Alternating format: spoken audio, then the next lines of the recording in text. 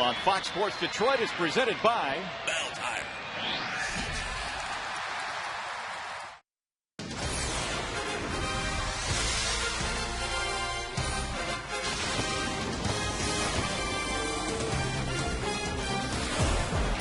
It was a long, strange night of baseball at Comerica Park last night, from near misses to a few very scary moments to some ill-timed bat hops.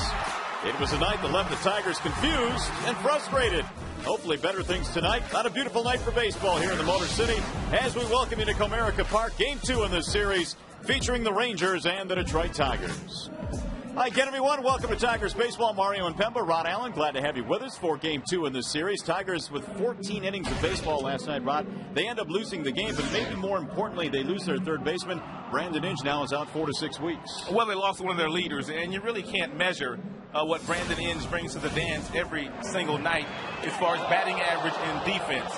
He's also a leader in the clubhouse. He keeps things very loose, but last night a very, very tough blow for the Detroit Tigers. They're going to lose Brandon Inge for 4 to 6 weeks, and more than likely Scott Sizemore at some point in time will be called up to take over third base. So the Tigers march on without their third baseman and their leader, and now tonight they will face a Texas team that we know is very good offensively, but on the mound for them, Tommy Hunter, he has been as consistent as any pitcher in the league this year. You know, when you look at Tommy Hunter, he's not real big at stature, and you look out there and you expect to see a guy that's going to blow you away with fastballs, but he doesn't. He has a really nice cut fastball. He has a nice little breaking ball, an occasional changeup.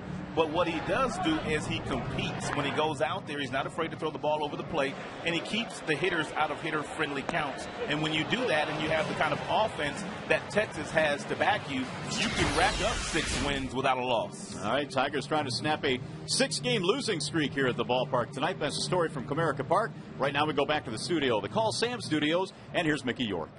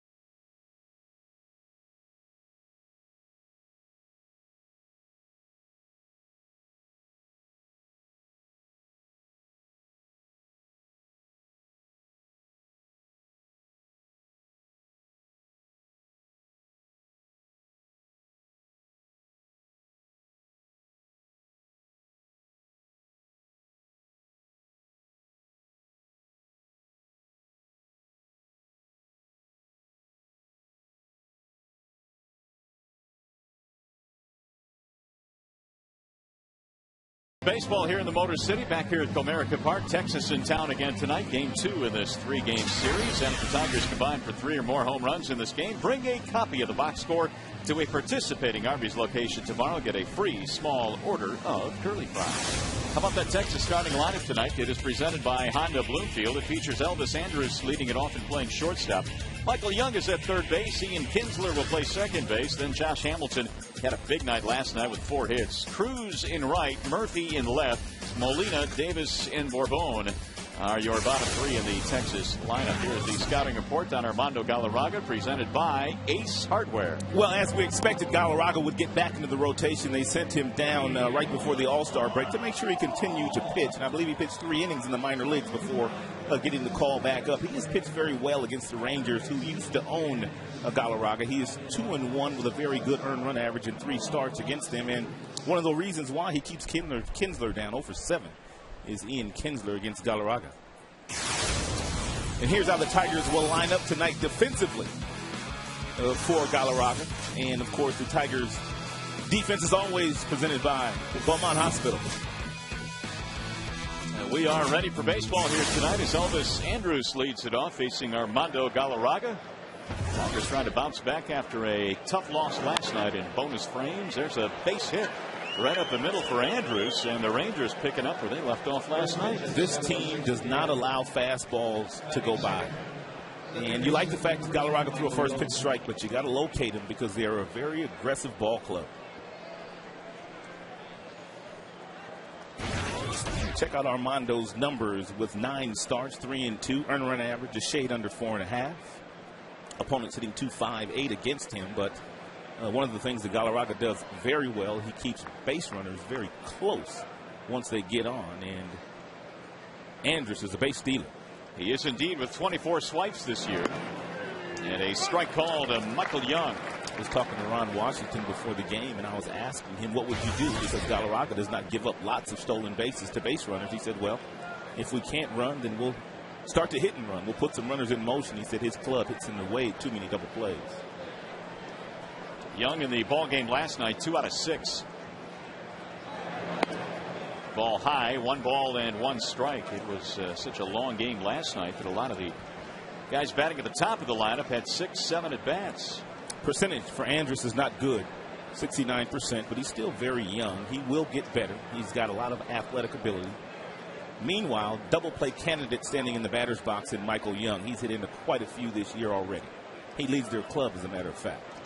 Young batting an even 300 with 12 homers this year.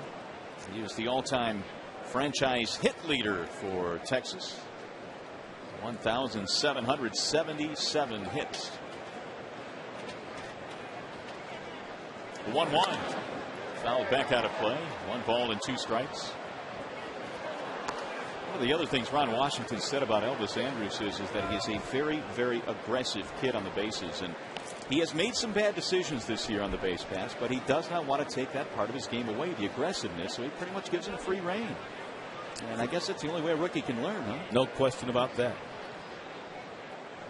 Washington's team snapped an 11-game losing streak at Comerica Park with their win last night. And the 1-2 off the mask of the catcher Avila.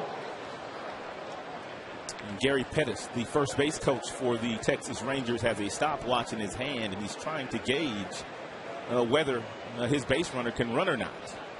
And right now, Galarraga, at least to this point, has not given him the indication that Andrus can steal a base. Boy, was Gary Pettis an outstanding base stealer in his big league career. Almost 400 steals. Here's the 1-2. Swing and a miss. And Young goes down swinging, 1 away. First strikeout for Armando.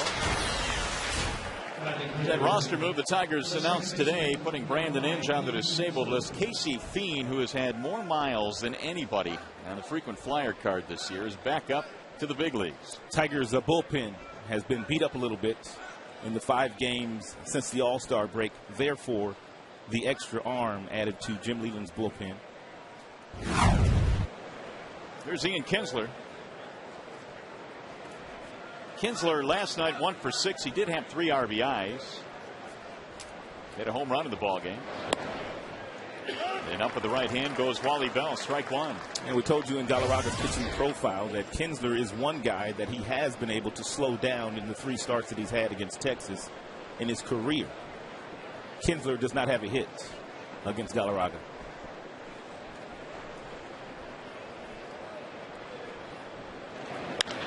Driven in the air, deep into left center field, way back. Jackson on the run. He runs against the wall and can't get it. On his way to third is Andrews. They'll send him home, and he will come around to score. It's a 3-base hit for Ian Kinsler. He has a hit now, and a big one. And this Texas team is come out swinging the bats today, just like they swung the bats last night, but you wouldn't expect anything differently because they've been swinging the bats like this all year. A great effort by Jackson. Looked like he was going to get there, but he made contact with the wall at the same time the ball was getting there and unable to field it. And Andrews, with his speed, able to score. I thought Jackson was going to turn in another highlight play. That would have been an incredible play. That may have been the best play. Yeah, I think you're right. Well, under the circumstances, the no-hitter was still a great play, but that would have been a spectacular play. Meanwhile, Kinsler extends his hitting streak to 13 straight with one swing of the bat. And the Rangers already a 1-0 lead now as the Tigers have pulled the infield in. Josh Hamilton, the batter, had a big night last night, 4 out of 6.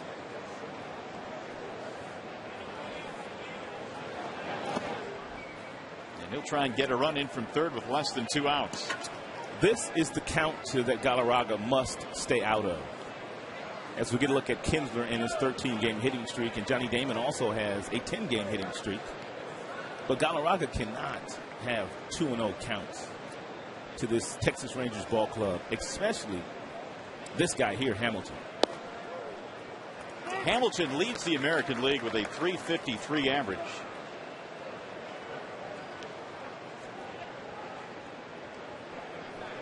He was the player of the month in June. The 2-1. Driven high in the air, right center field. Jackson will get back to this one. It'll get a run in, though. Tagging and scoring easily is Kinsler, 2-0.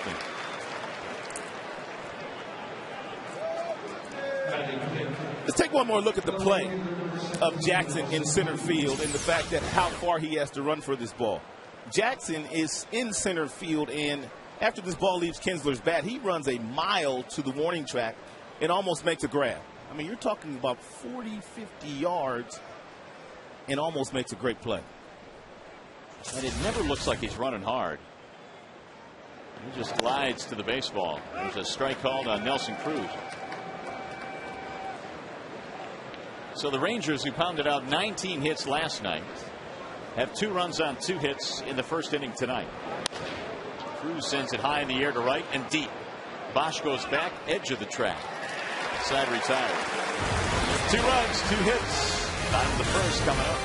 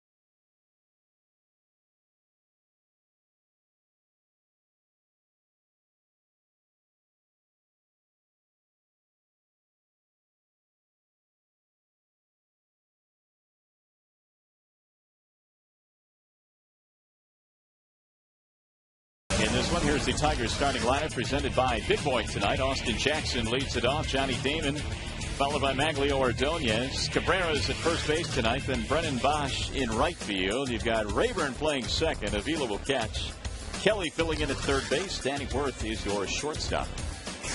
Bernstein Advantage brings you the scouting report on Tommy Hunter. Get the Bernstein Advantage. We go to bat for you. Well, he's pitching with a lead, and that's nothing new for Tommy Hunter. His ball club scores him 9 runs per game in his 8 starts, and he has a limited history against the Tigers. 1 start last year. It was in Texas. He beat Detroit, but he did have a very slow second half. His earned run average doubled from 2.35 to 4.5. And his teammates had given him a 2-0 lead in which to work with. Here is Austin Jackson leading it off. Austin had a double, 2 hits in the ball game last night. Hunter misses outside, 1 ball, 1 strike. Jackson now has hit safely in 18 of his last 20.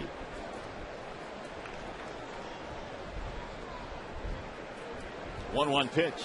I think if the Tigers are to have success in the second half, they need to have the top of the lineup perform like they did in April and May. Guys like Jackson and Damon, it seemed like we're getting on every single night. It's very important when you have guys like Maglio and Cabrera batting 3-4, and then you've got Bosch batting 5.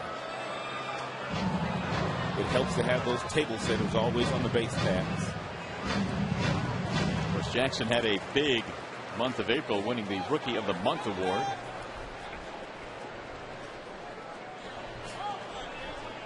2-2 on Jackson. That's fouled away. Hunter not overpowering, although he is throwing harder this year than last year. I was talking to Lloyd McClendon about that, and the start that he had against Detroit in Texas, he was anywhere from 88 to 91 miles an hour. But Lloyd McClendon told me he noticed in his last start against Boston, he was touching 95 with his fastball. Tipped into the glove. That one at 92, and he struck him out. Let's take a look at the defensive alignment for the Texas Rangers put out there by Ron Washington. It's Murphy, it's Bourbon, and it's Cruz. It's Young, it's Andrus, it's Kinsler, and Davis. And Benji Molina, one of the Molina brothers, is behind the dish. There's 3 of them in the big leagues. Here's Johnny Damon. What are the odds that you have 3 brothers end up in the big leagues, first of all playing the same position? Yep. Pretty amazing. They're all champions, too. They all have championship belts. Or rings, I should say. 1 ball, 1 strike. 2-time Gold Glove winner. There was a time where he was the best thrower in baseball, about a 2 or 3 year stretch there. No one was throwing a baseball better than Benji. Damon flares one toward third base out of play. And it's 1-2. Well, you got to give Texas some credit. I mean, these guys aren't sitting by idly. They went out, got Cliff Lee. They went out, got Benji Molina. Benji, real good receiver. And I was talking to him before the game and asking him how difficult it is for you to relearn an entire staff. He says, I'm not going to lie to you. It's been very difficult, but he feels like he's got a pretty good handle on most of the guys yet in the starting rotation. Not the bullpen guys, he said. He said the bullpen guys are still shaking him off quite a bit, but he has started to learn the starting pitchers, and they've started to trust him as well because he's got a good track record. Here's the big acquisition, Cliff Lee, who has yet to win for Texas, but that certainly will come in the second half. And the 2-2. 3-2 on Damon. Ron Washington also said that when Benji came over to Texas, he ran him out there for 6 games straight and made sure he caught every single starter so he could learn his new pitching staff. Last time Benji was in the American League was 2006. Ball 4. And the Tigers have their first base runner of the game. They bring up Maglio Ordonez.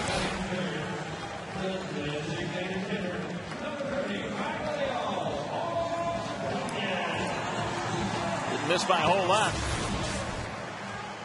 Ordonez 1 for 5. He was in the ball game last night, and lifetime against Texas, though, really good numbers. His 1 hit was a home run. Somewhat of a night off for Maglio. He is the DH here for Jim Leland.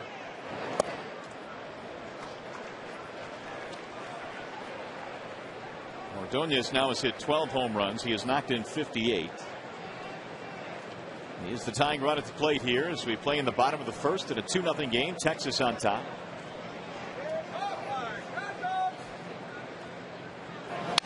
Shattered his bat, rolled it to short. Should be 2. There's the flip for 1. Barehanded relay by Kinsler. You got to be kidding me. It'll go 6-4-3. It was awfully fancy. You boys need to stop that.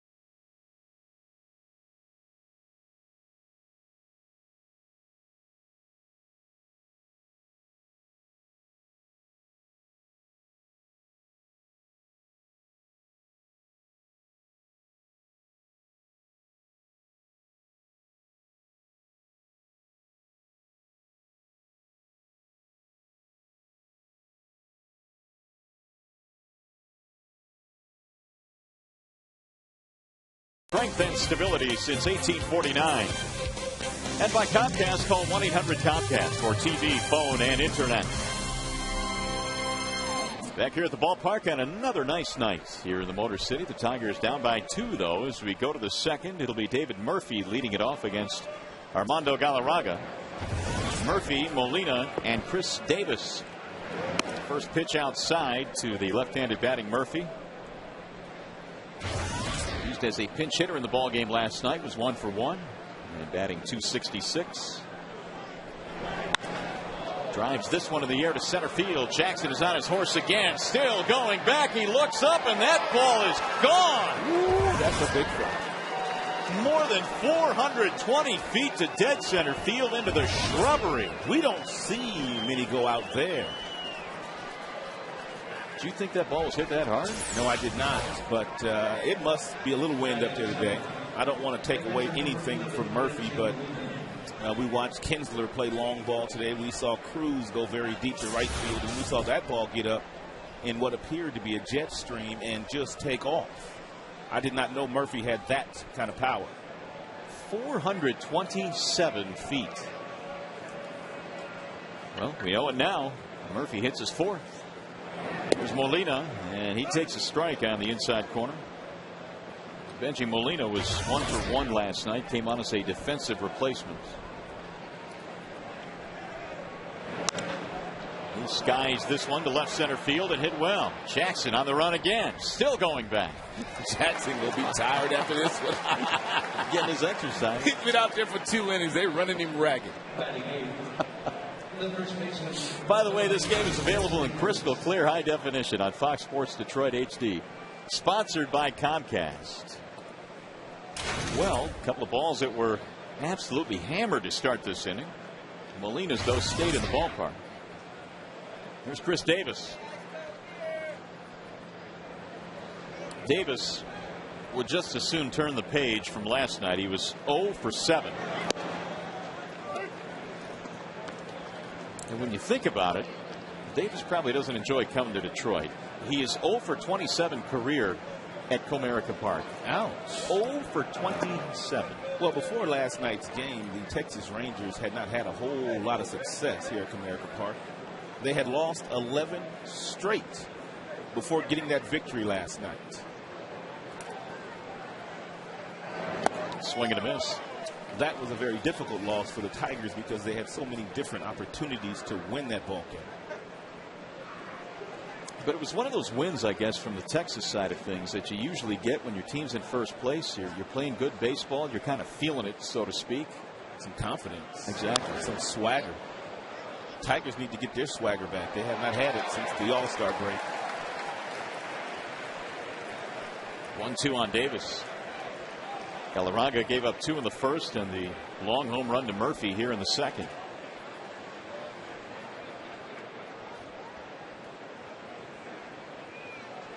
Here's the 1-2.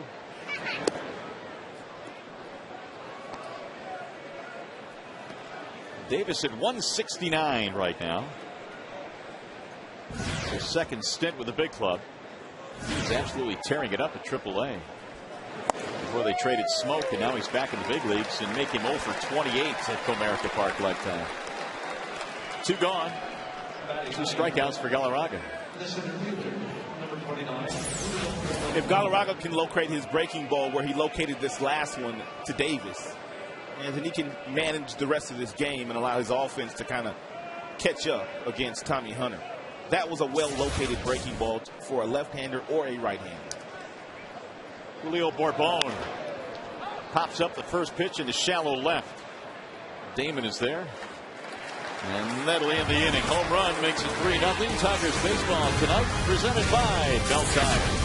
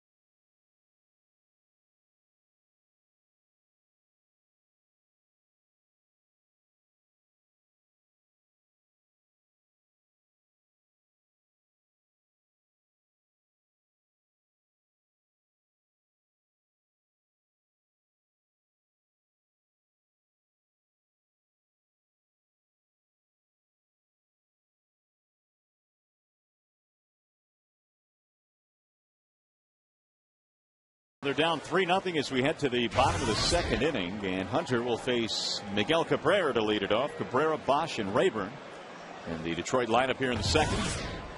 Tigers got a walk but hit into a double play in the first inning.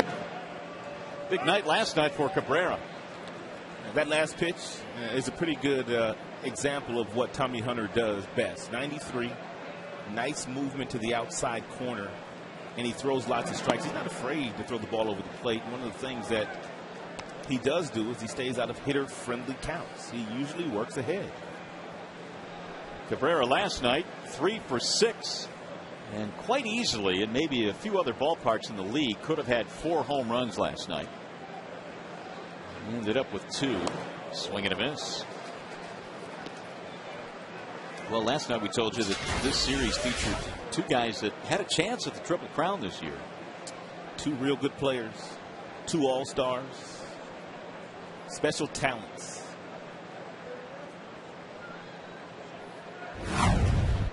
Now the 1-2.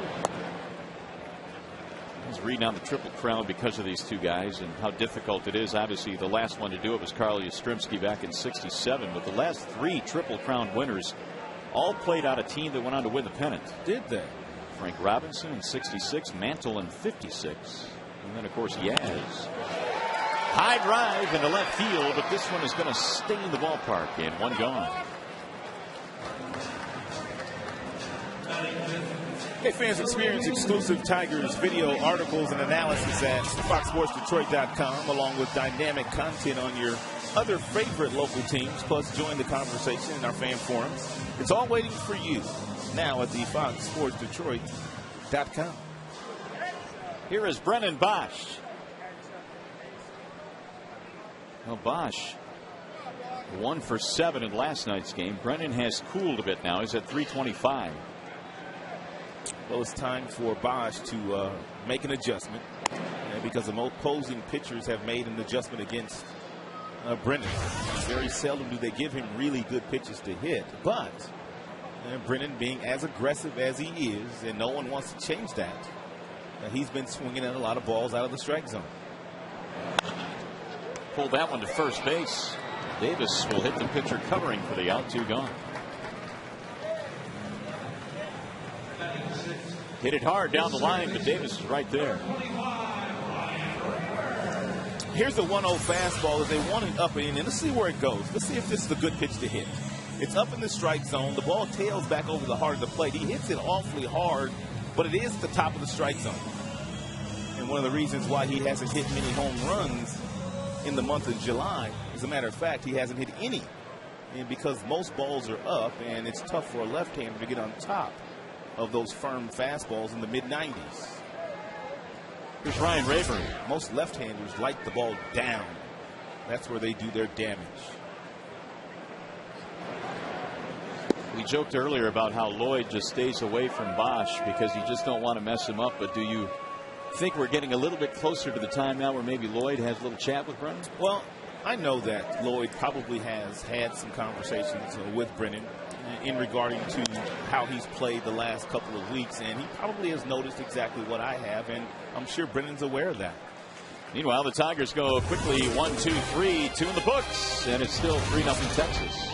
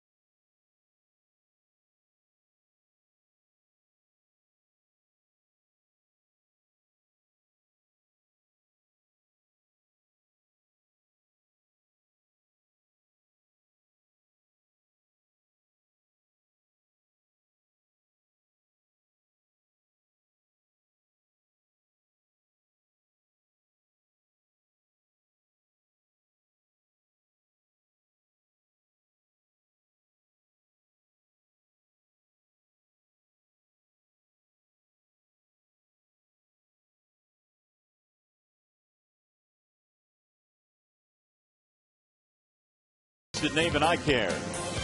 And by AT&T, find out what's possible with the nation's fastest 3G network. AT&T, rethink possible. A little bit cloudy, a little bit overcast, but no rain in the area. That's the good news. Tigers down 3-0. That's the bad news as we go to the top of the third. And it'll be Elvis Andrus to lead it off. Andrus Young and Ian Kinsler facing Galarraga. Tigers trying to snap a 6-game losing streak. That just doesn't seem possible. Didn't they win 8 of 9 on the recent homestand before the break? They did. The ninth game, though, was the loss, and they lost 4 in Cleveland. And then 1 last night. They were playing so well heading into the break. In fact, their last 2 homestands, they won 8 of 9. Whatever wants to pick it up here tonight, this Texas team is for real. Nolan Ryan and John Daniels, their general manager, has put together an impressive team. We haven't seen them in a while, but this is one of the more impressive teams that I've seen. And for what they've undergone, outside of the ballpark and away from the field in terms of their financial situation and ownership. It's kind of amazing what they've been able to do to put all that aside. They got good baseball people, too. Ron Washington, their manager, is a baseball lifer. He's done just about everything in the game of baseball. Clint Hurdle, their hitting coach, tremendous communicator. Jackie Moore is their bench coach. Mike Maddox, their pitching coach. They got a nice pedigree down there, as does the Tigers side of the coaching staff as well, who you all know.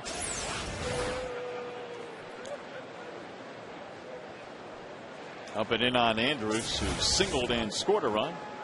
That was back in the first inning to start the game. He rolls this one to third. Diving stop for Kelly. To his feet, and he throws him out. That's a nice play by Don Kelly. Looked like he was spinning his wheels initially when he took off to dive for this ball. It looked like he lost his footing, but he was still able to get there and took very little time getting up to his feet, and he threw a clothesline back across the diamond. Take a look at the throw.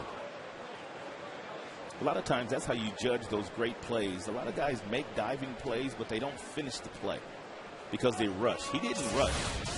And he got a real fast base runner in Andrus. Here's Michael Young.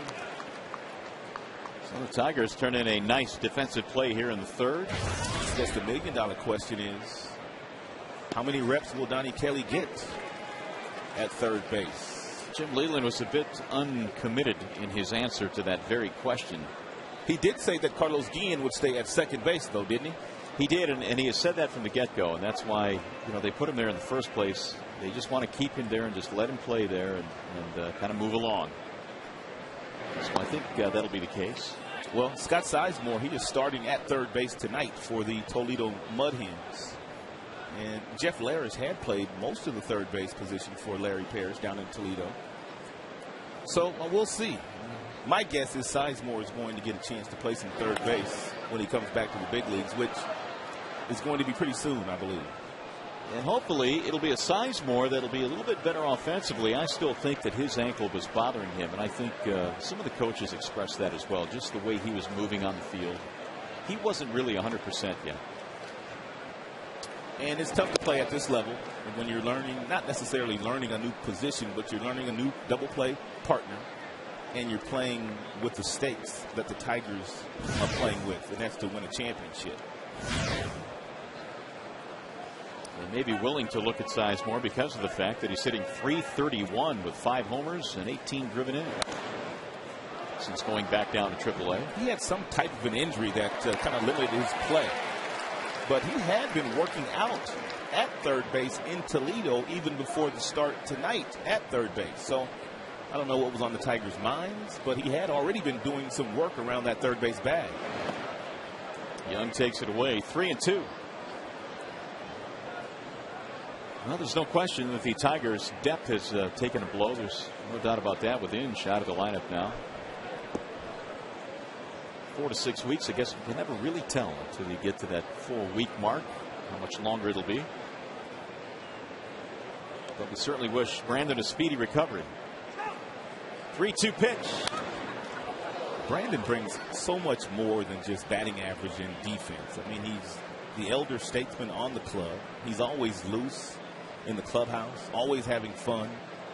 He'll be around, but it's not the same. And Brandon will tell you that. It's nothing like being on the field really helping your teammates out. Fly ball again to center field. Jackson with a more routine play this time. 2 outs. Young is 0 for 2. Bring up Ian Kinsler.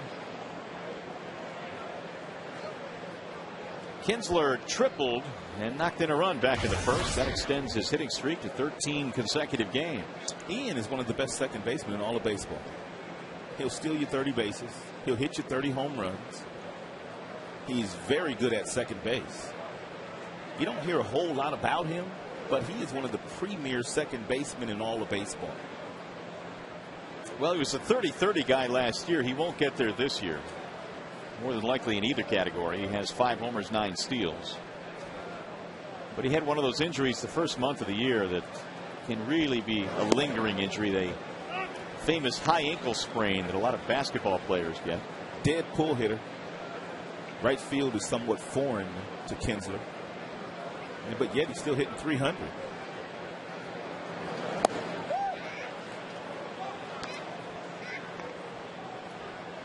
And in that 13-game hitting streak that he has going, a 333 average. 10 RBIs in that span. Chopper hit to the shortstop. Danny Worth on the move.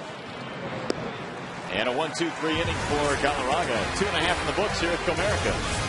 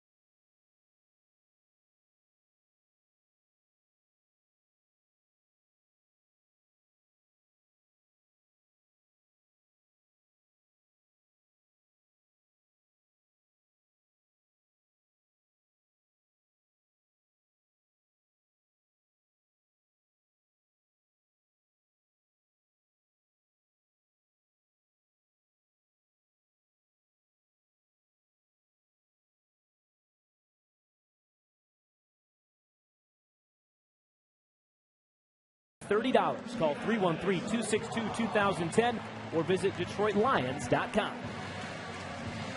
Bottom of the third now at Comerica Park. Football season right around the corner. Lions gearing up. It's still baseball season, though, and here at Comerica Park, the Tigers again trying to get the bats going here. 3 runs, 3 hits for the Rangers. Tigers, no runs, no hits. Bottom 3 coming up. Facing Tommy Hunter, it'll be Alex Avila, Don Kelly, and Danny Worth. Avila 1 for 4 in last night's game.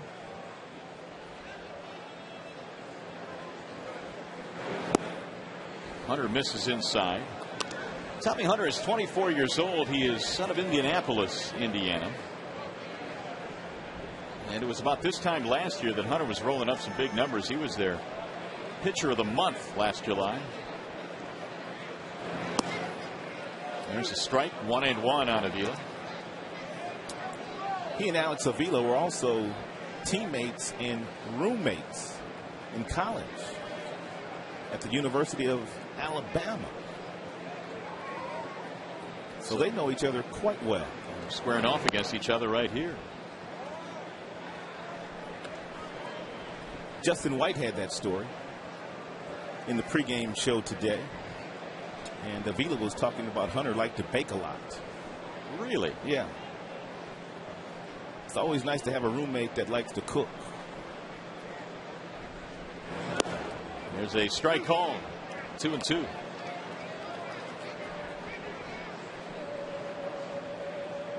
And there are Hunter's fans here at the ballpark. A lot of Rangers fans here. You can't miss them with those bright red Texas hats. That's fouled back out of play. 2-2. Just make sure you spend a little money here. Buy some hot dogs and some peanuts and popcorn. And then you can leave town. Leave a nice deposit. Got to help out the economy here in the Motor City. No doubt. 2-2.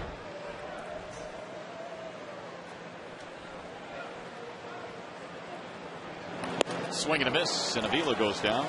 It's that fastball Lloyd was talking about that he watched from Hunter in his last start against Boston. He wasn't that sharp in that start, but Lloyd said this guy's throwing a lot harder this year than he was last year. But he's probably maturing. He's only 24 years old. And look at his legs. He's got some big, strong, muscular legs. They say this guy was a national judo champion when he was a youngster, so he's a competitor too. You ever do any judo stuff or karate when you was a kid? No, I wanted to, but I never even came close to taking lessons. Now, my kids did when they were younger, and yeah, I'd lost all the flexibility you need at this point to even consider that. I never got into that either. Kelly filling in at third base tonight for Inge, and he strokes one on the line to third baseman Young. 2 gone. Time for a game break now. We go back to the studio, and here's Mickey York.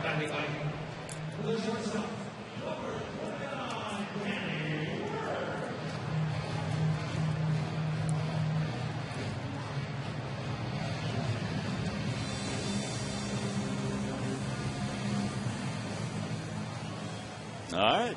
Has Nick Swisher kind of been their most valuable player, really? Well, he was an all-star this year, wasn't he? I'm just talking about last year overall, too. I mean, A-Rod wasn't playing. Teixeira got off to a miserable start. Teixeira got off to a great start, and with his personality kind of loosened that whole club up. He's done the same thing this year. He has been very valuable in those pinstripes. Here's Danny Worth. I will say this about Swisher, and you hit the key word. He is very loose in the clubhouse, and there has been a reputation, obviously, of the Yankees being a little bit of a stodgy organization, straight-laced, and that is anything but Swisher. Stuffy. Stuffy, that's a good word. But they can play. They can play. Yeah, they got a few flags flying around that park. It's fouled away, 1-2. That American League East is a beast of a division. Boston sitting at 6 back, and it doesn't even have all his players. Look at Francona, 13 games over 500 with all the people they've had on the DL. It's like to be in a division where you're 13 over and 6 out. New York and Tampa having really good years. Danny Worth trying to get something going here with 2 outs in the third. 3-0 Texas. The judo you speak of started when Hunter was 5 years old. His grandmother's birthday present to Tommy was judo lessons. It was kind of on a lark. Why don't you go take some judo lessons? You got to love grandma. And then at the ages of 11 and 12, he became a junior judo champion. Yep. Grandma said, you got to protect yourself, young man.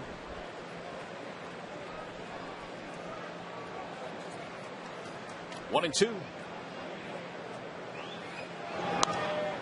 One thing that Hunter said he did learn from his judo, and I guess all martial arts will teach you this, is mental toughness. He said, boy, I can really work myself out of jams now. I never get ahead of myself because of the mental toughness I've learned, and I basically learned to keep my cool just like that guy did. He sure did. He made a nice grab.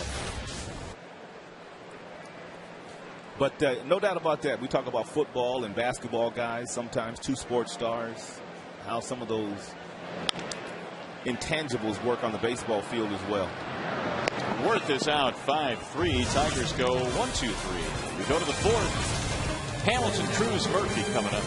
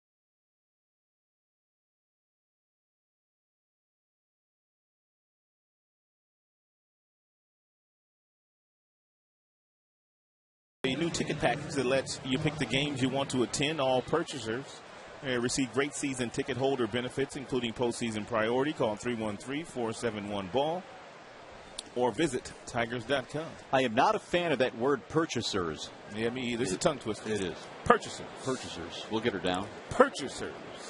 Or we'll just change it. We could do that, too. Hamilton leads it off and takes a whack at the first pitch, fouls it away. Hamilton, Cruz, and Murphy facing the right-hander Galarraga. Armando got a 1-2-3 third inning.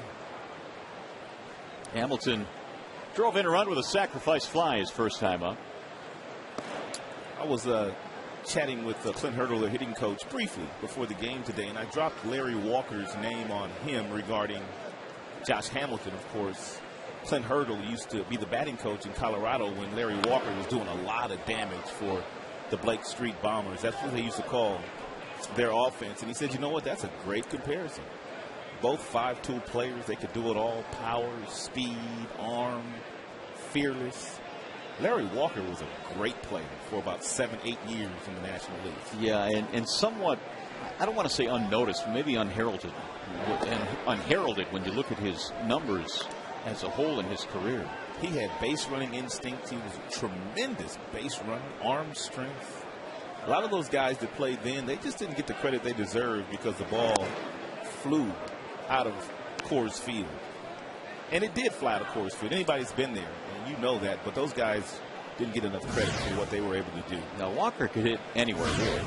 Bichette, Andres Galarraga, Helton. Yeah, they had some teams. 3-2 pitch, a wave and a miss. Hamilton down on strikes, one gone. Well, we talked about that slider a little earlier when he got a strikeout of Davis, another left-hander. It's an outstanding pitch. If you're the hitter, it looks like it's on the same plane as a fastball into the last 5 feet, and you've already started your swing, and you can't stop it. Here's Nelson Cruz. He had the game-winning home run in extra innings last night. Nelson Cruz has got a lot of power. He's got a lot of power. Probably the best throwing arm from right field in the American League. I always love telling Nelson Cruz's story, and you used the word to describe him last night, which is so accurate. Late bloomer. I mean, this is a guy that had over 3,200 minor league at-bats. That's a lot. And just had a breakout year last year. Learned how to play. Ground ball to third. Kelly on the short hop. 2 outs. It's a nice job by Kelly picking the proper hop. It looks like a routine play, but had he stayed back on that ball and got a better hop for himself, and Cruz may have beaten that ball. Kelly's valuable. He can play all 3 outfield positions. He can play shortstop. He can play second base. He can play first base. Well, he can play every position on the field. That's why Leland loves him. That's why he's here. And he can play those positions more than adequately, too. It's one thing to be able to throw a guy out there for a game or two, but he'll give you a solid effort. Good point. At every position. Murphy hit a monster of a home run his last time up to dead center. As a matter of fact, I believe Kelly probably has gotten starts at every position with the exception of the shortstop position this year. Have to look that up for sure, but my memory is telling me that he started at every other position. Catcher, of course, he hasn't been there either. Can you validate that for me, or do you know? Catcher and short off the top of my head. I think you're probably right. Well, he played long ball in the second inning. It was Murphy, and he went big fly. I mean, really big fly. 427 feet from home plate. Galarraga, by the way, now is 13 of 15 in first pitch strikes, which is good. It's really good. I mean, you have to pitch that way against this team. He has to just continue to put away a few more of these guys. Got off to a little slow start. They scored 3 runs in the first 2 innings. Meanwhile, Armando has settled in nicely now. He's retired 8 straight.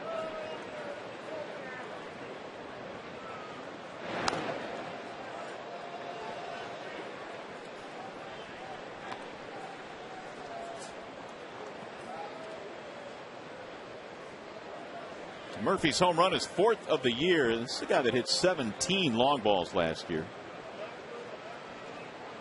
So he's well shy of that mark this year, but still plenty of baseball to be played. High fly ball, right field. This one is hit pretty well. Bosch going toward the corner, and he'll make the catch up against the wall. Another 1-2-3 inning for Galarraga. He's retired 9 straight.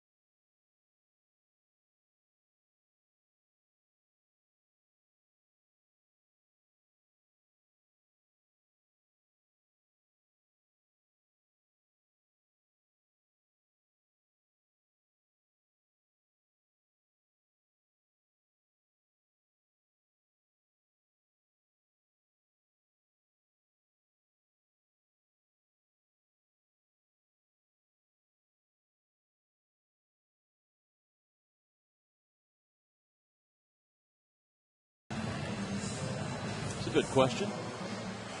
Neftali Feliz right now is leading the American League. He's a rookie. The rookie record for saves in a single season. In the meantime, while you ponder that, we will go to the bottom of the 4th. It is 3-0 Texas. Top of the order coming up. Austin Jackson facing Tommy Hunter. Tommy Hunter has not given up anything yet. Nothing. Davis let that roll foul. Hunter gave up a walk and then got a double play. He's been the only Tigers base runner. They've not had a hit to this point. Only 3 hits for Texas. They did their damage in the first 2 innings. And Ron Washington's got his club clicking on all cylinders right now. Offensively, they're one of the best offensive teams in the league. Their pitching is a lot better than I remember it being, and they're right in the middle of the pack defensively.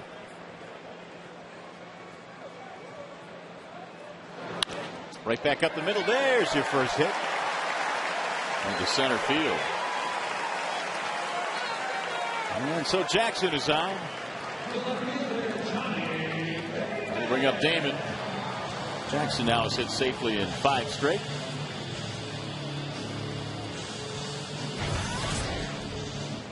Damon has hit safely in 10 straight.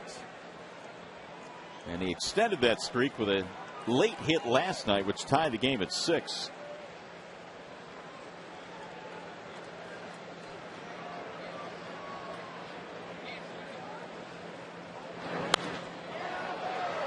Got out in front of that one and yanked it foul. 0-1. Game has had 2 long hitting streaks now. His 15 gamer back in April was his longest this year, but the current streak, he's batting .385.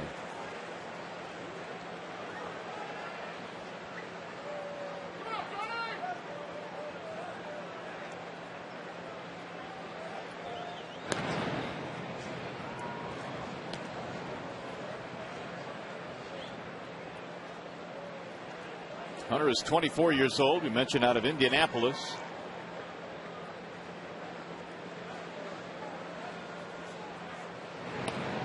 And he chases Jackson back again. Hunter this year in spring training suffered an injury, and that pretty much shut him down, an oblique strain, on the 18th of March, and then was put on the disabled list April 4th. So that's why he hasn't pitched in too many games in the big leagues to this point this year. But he's been consistent. Fouled away 0-2. He's thrown majority fastballs in this game.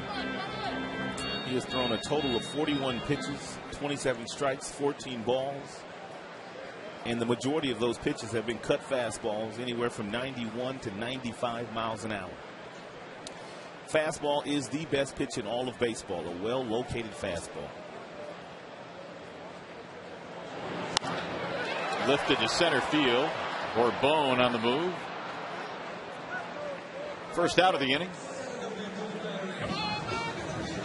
It'll bring up Ordonez. Hunter in his first start of the year, after coming up in the minor leagues, he was down there under rehab. Well, all he did was pitch a complete game. And he beat Tampa in a complete game. And really, when you look up and down his numbers, just impressive. Hasn't given up more than 3 earned runs in any start this year. Usually 1 or 2, that's about it. As a matter of fact, in 7 of his 8 starts, 2 earned runs or less.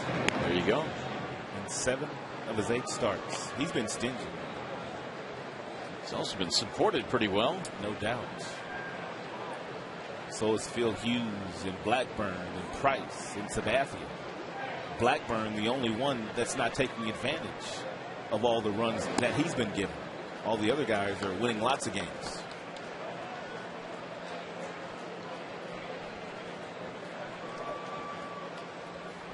Maglio hit into a double play back in the first inning. Well, apparently Hunter's one of those guys that Jackson can't get a good lead off or a good jump. He's still there. Popped up. Foul ground, first base side for Davis. 2 gone.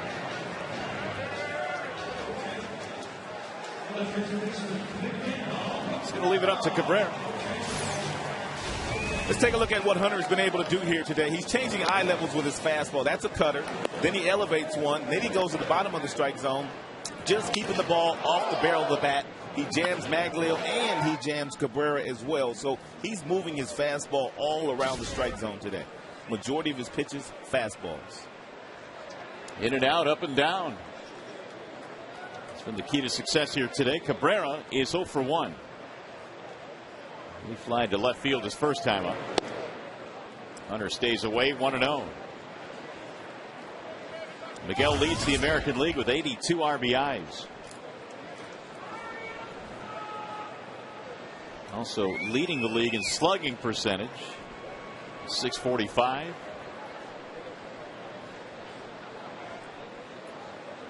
The 1-0. Hit that thing a mile high, straight up. Andrews, the shortstop, to end the inning. So a leadoff single, but nothing doing for Detroit. 4 in the books.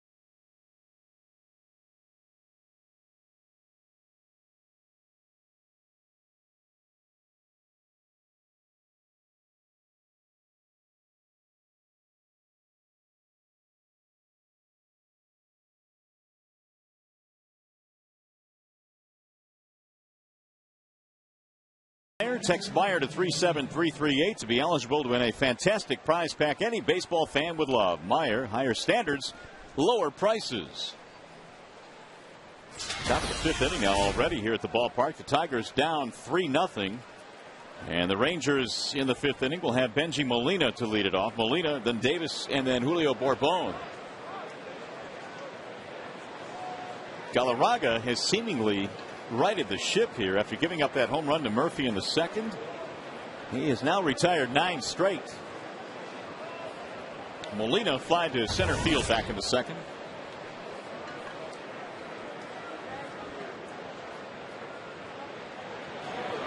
First pitch to Molina, right at the belt, strike one.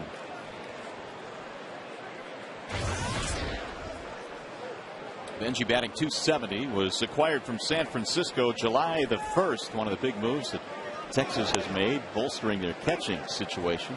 You know, I was talking to him before the game, and I said, well, you were in the American League, and you play in interleague play the last 3 years. Would that help you as far as your pitching staff is concerned, being with a new team? He said, no, not really.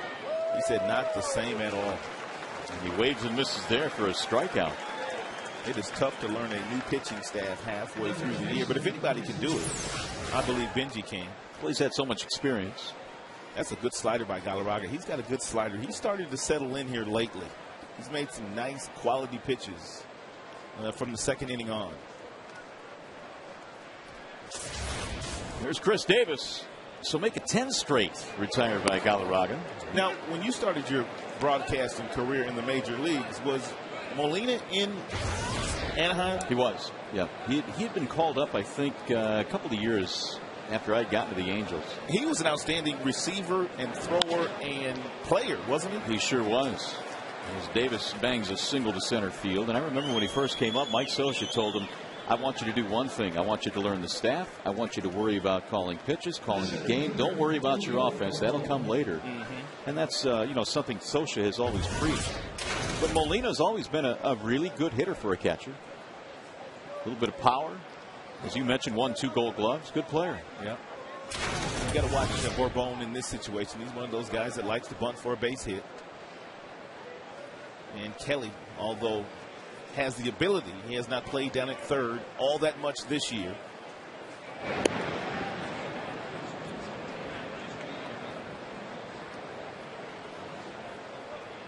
Bourbon fly to left field back in the second, 0 for 1. Tigers can't afford to give up too many more. They're down 3-0 here in the fifth. He's showing bunt and he pops it up. Avila can't get there. 0-1 on Bourbon.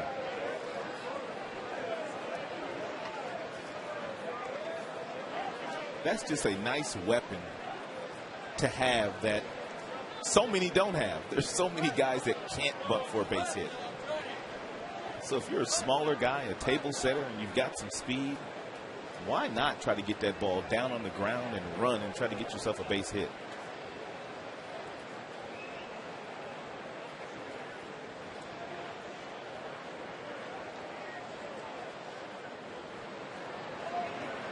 And Galarraga now will step off, chasing Davis back. Galarraga handles the running game as well as any Tigers pitcher. He doesn't have the foot quickness that Verlander has or the real good move that Justin Verlander has, but he really doesn't need it because he doesn't give you the same look if you're the base runner. And what I mean by that is, now take and watch the next time he gets in the stretch here. He might hold it to the point of where the hitter has to call timeout, or he might just grab it and go. He never gives you the same look, and that's why it's so tough for your base stealers to get good jumps while Galarraga's on the mound. A little bit more quickly to the plate that time, and it's looped into left field, sinking right in front of Damon. Throw to second, almost got the force. So a single for Bourbon, and now 2 men on for Texas here. We'll bring up Elvis Andrus.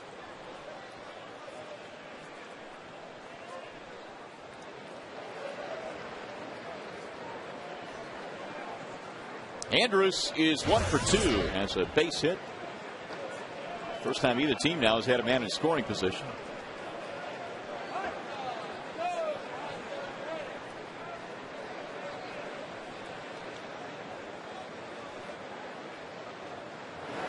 Andrews looks at the ball up high.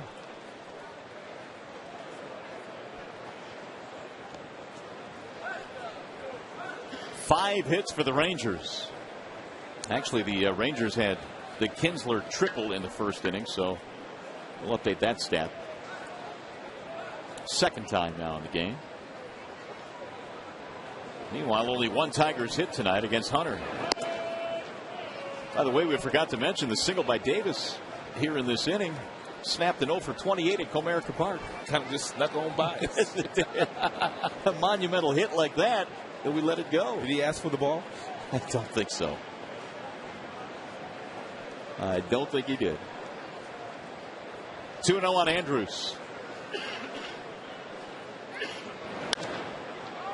Popped in the air. Shallow center field. Jackson is under it. 2 gone.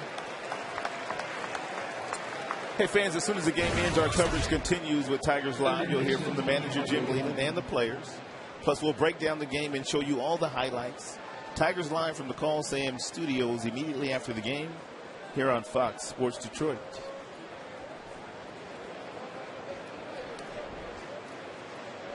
So here's Michael Young, who is hitless tonight, now 2 for 8 in the series. He has scored a couple of runs.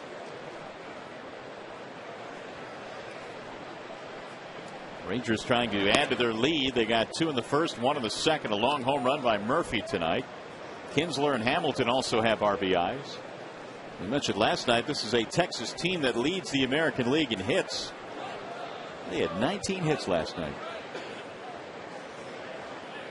Oh, they can rake now. They got some talent. 1 through 6 as good as anybody in baseball. High fly ball, towering fly ball to center. Jackson will get there though. Camping under it. Side retired. No runs, couple of hits, 2 left. Bottom of the 5th coming up. Bosch, Rayburn, Avila on the way.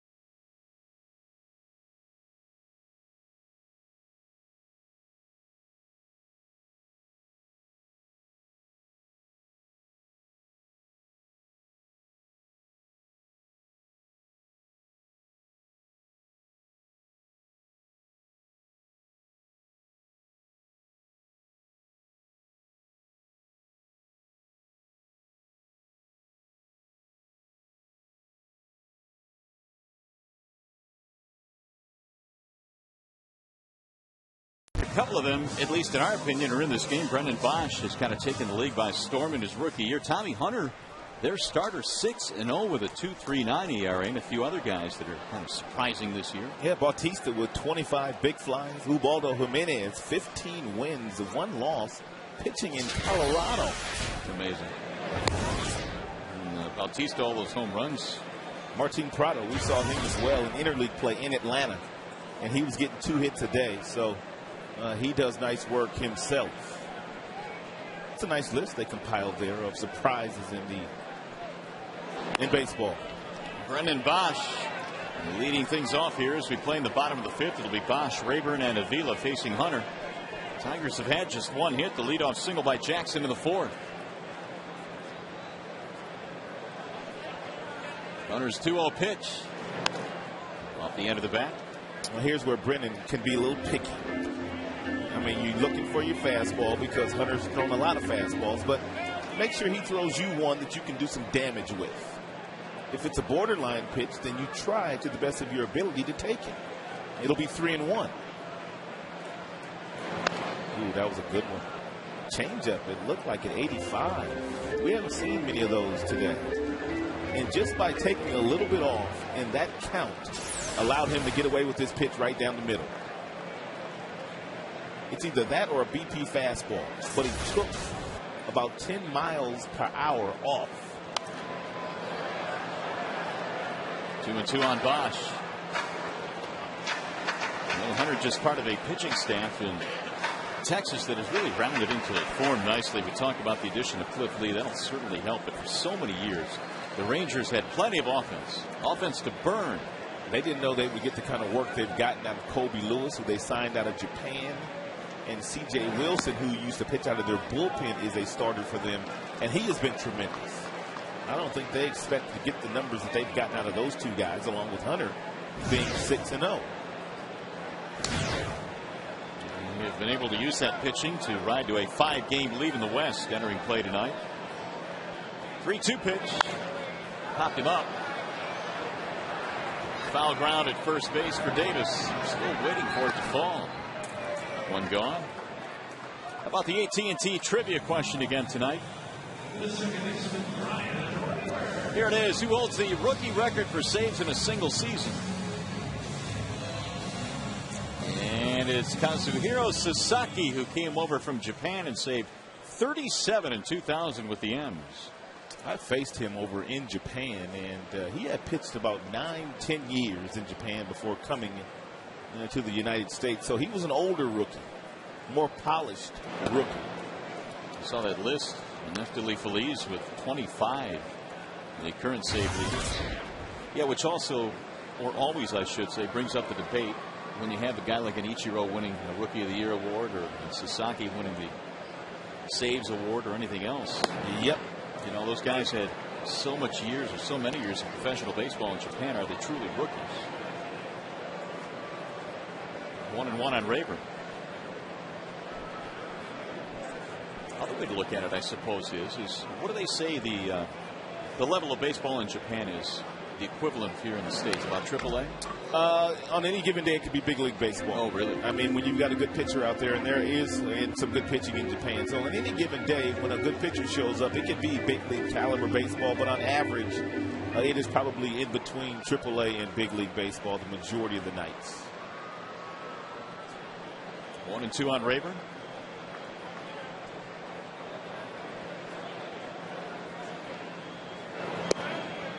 Hunter missed inside. 2 balls, 2 strikes.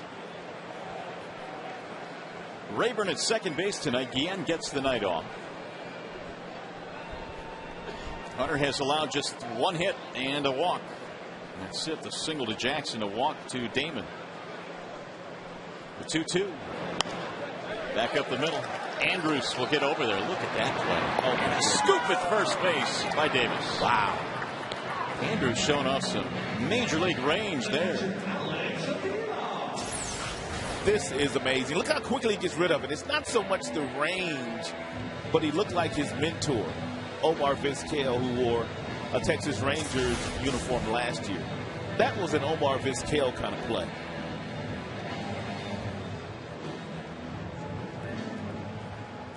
There are 2 outs now, so a base hit taken away from Rayburn. Here's Avila.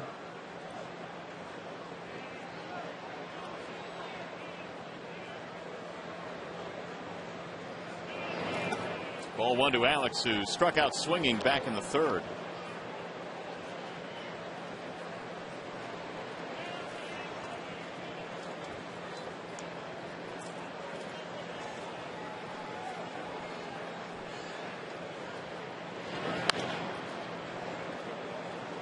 Texas came in with a .982 fielding percentage. That's good for 8th in the American League. They've been fairly consistent defensively. They haven't been toward the bottom. Andrews made a really nice play. Kinsler up the middle. They form a really good double play combination. And the 1-1. 2-1 on Avila. Alex now 1 out of 5 in the series. Tigers still searching for more consistency offensively from their catchers. No complaints with the glove, though. Both Avila and Laird have been really good in that respect.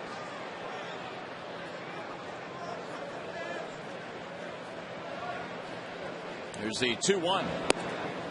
Missed it high. 3 balls and 1 strike. Well, if you're Avila, you know beyond a shadow of a doubt that Hunter's going to get you a fastball here.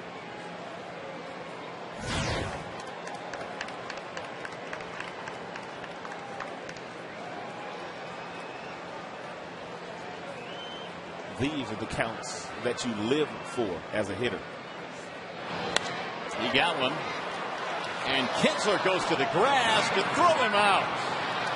Ian Kinsler, 10 feet on the grass in short right to make the play. Terrific defensive play by Kinsler. Rangers playing some good D in the 5th.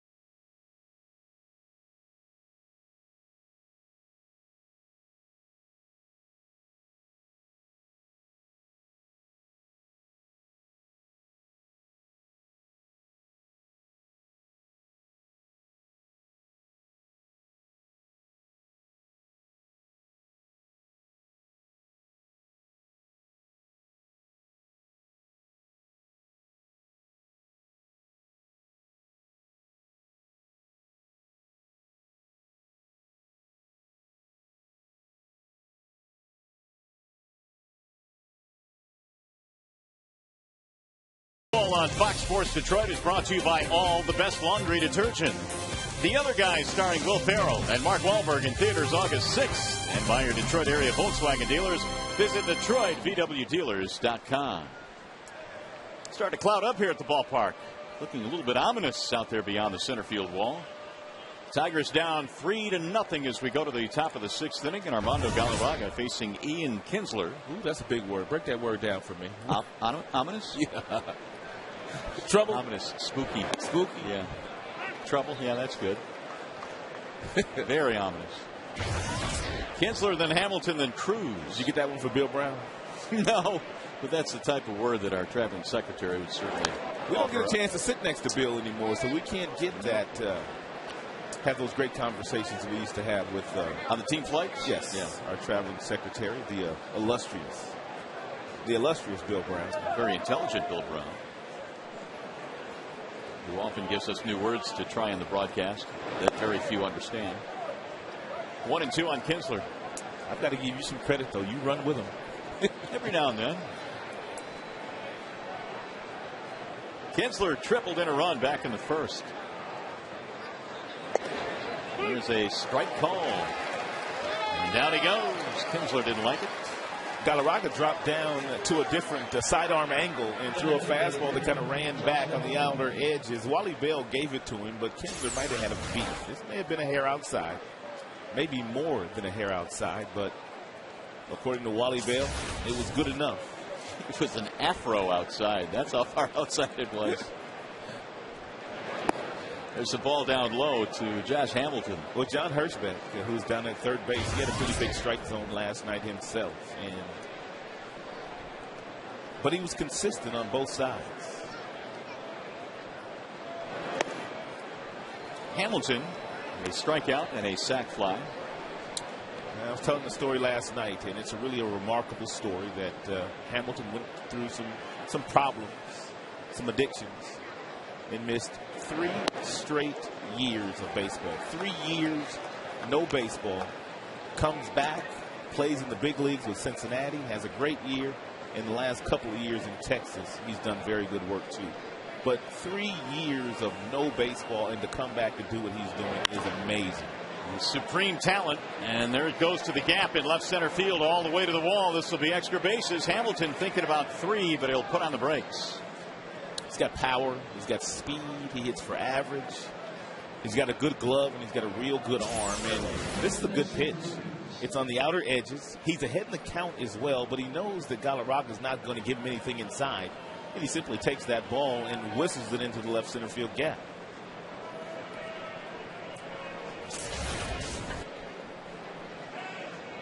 th double already this year for Hamilton. Another scoring chance for Texas. Here's Nelson Cruz.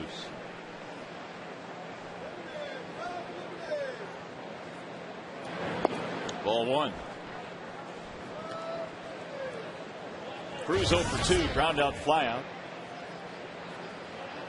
391 this season with runners in scoring position. There aren't too many that are better than that. Hit by Hamilton, the 6th of the evening now for Texas. Here's Galarraga's 1-0. Line to center field. That's a base hit. Hamilton will try and score. They'll send him home. Jackson will bring it back into second base. And an RBI single for Nelson Cruz to make it 4-0. Time for a game break now. Back to the studio we go, and here's Mickey York.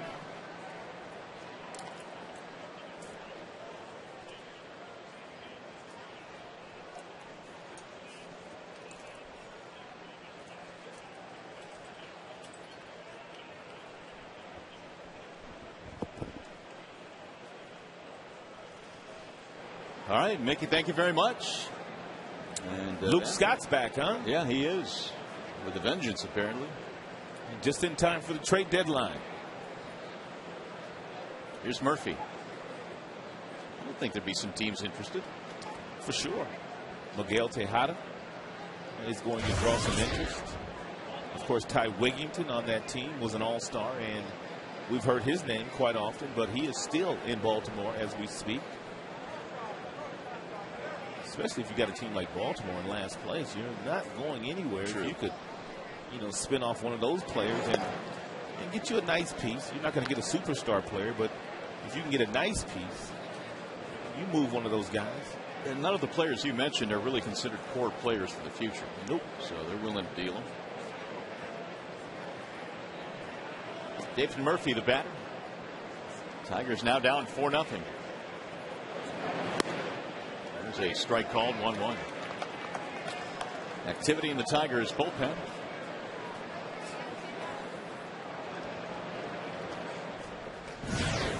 They have Brad Thomas starting to warm up.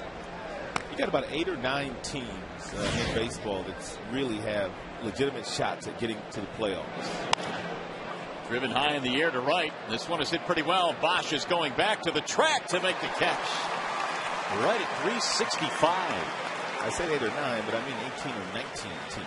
And that's why it's going to be very, very difficult for people to make deals down the stretch, because everybody's really looking for the same stuff. Bullpen help. It's a nice play. One look at the wall to see where it was, and he runs it down right at the 365 sign.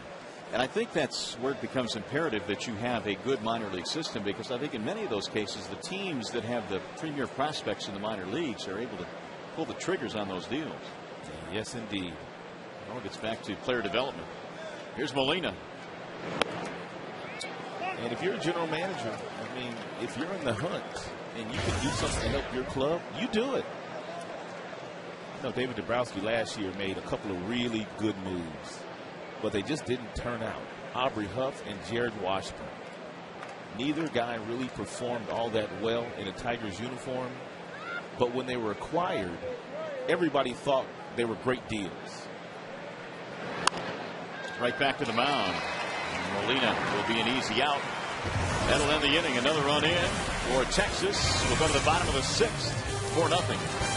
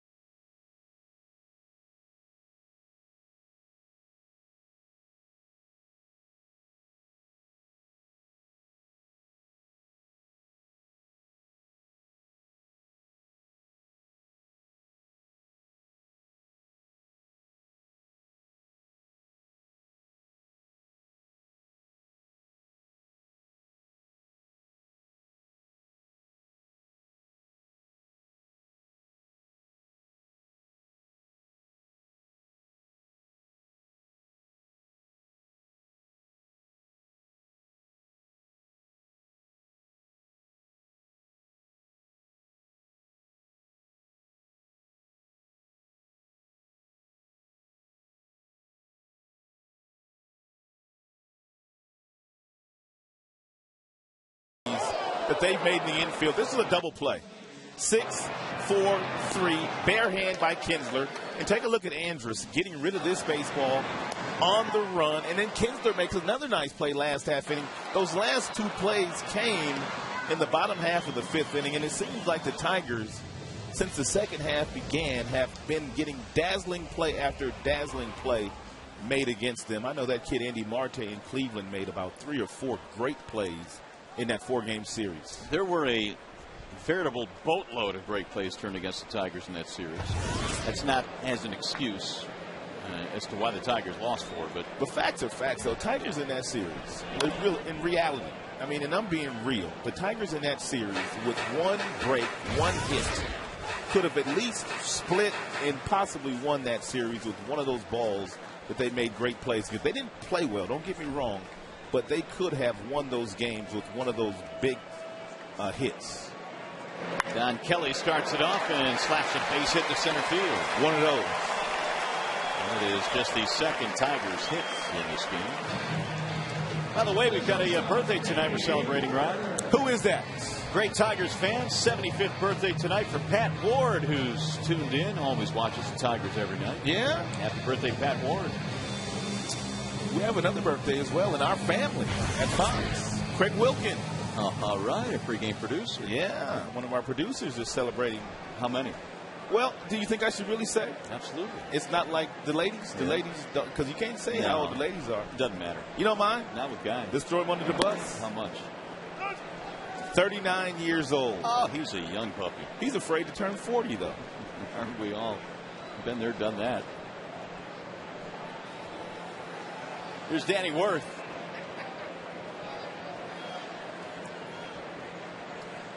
That is only the second Tigers hit in this game. Now we'll see if they can turn it into something here against Hunter. Runner goes in a big jump, and it's line foul. Ooh. I like that call. I like that call by Jim. His offense has been stagnant the last couple of days. So he puts the runner on the move, and he forces Worth in the swinging, and they almost played a little first to third there. You can only wait back so long as a manager. 0-2 on Worth.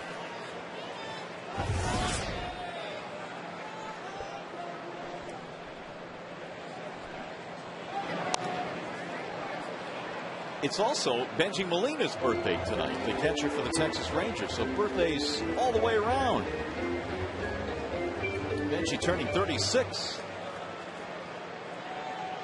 Happy birthday to Mr. Molina. 0-2 on Worth. Tigers have been out hit 7-2 in this contest. Fouled away. Hunter really economical so far. Through 5 innings, he threw just 63 pitches. A lot of strikes. Lots of strikes.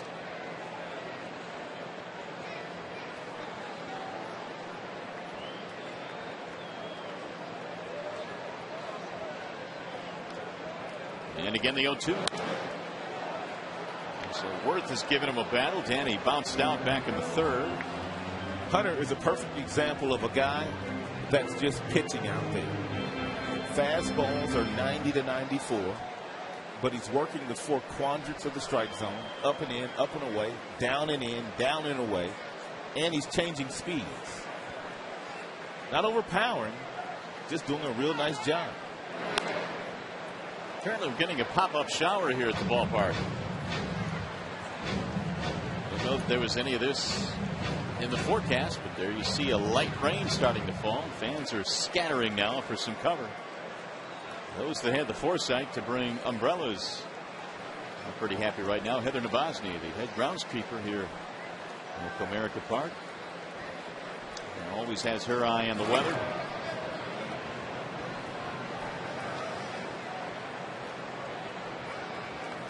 Oh, 0-2 on Danny Worth.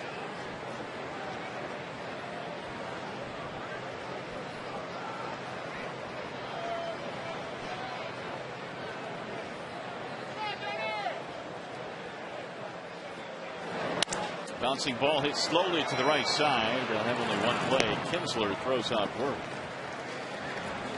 1 out, advance the runner to second. Well, every game counts. The Tigers face the White Sox Tuesday, August 3rd through Thursday, August 5th, starting with the day-night doubleheader. For tickets, call 866-66-TIGER or visit tigers.com. The White Sox and your Tigers. That'll be a very, very key series. They always are. The White Sox won their game last night in Seattle to push their lead to 2.5 games over the Tigers and the Minnesota Twins. That is still a remarkable story. It really is. Just the quickness in which they turned it around is what's stunning.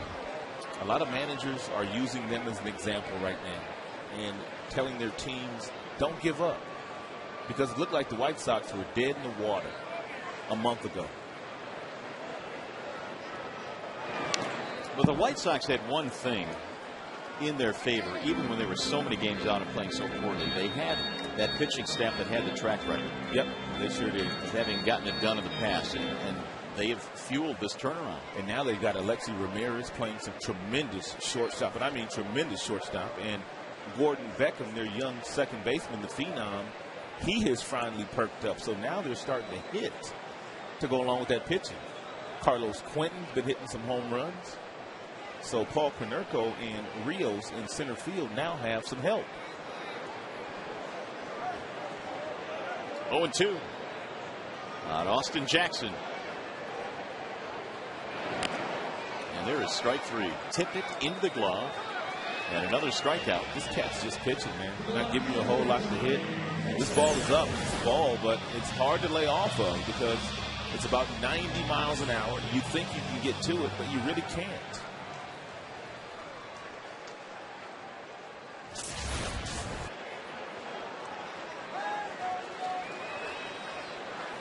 Rain's getting a little bit heavier now. 2 outs for Damon. This is just one little cell over the area, not much, but it's coming pretty good. We don't need any length added to this game. We played some long ones the last few days.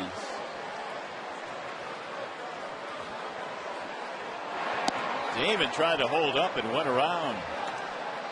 Tried to get out of the way more than anything else.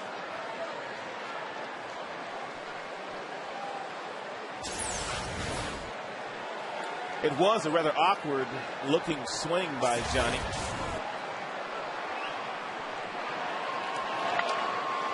Popped him up in the air to shallow left. He can't find it. Now he does. Murphy threw his arms out and makes the play. No runs to hit, one left. 6 in the books. It's raining. It'll be Davis, Bourbon, and Andrews coming up.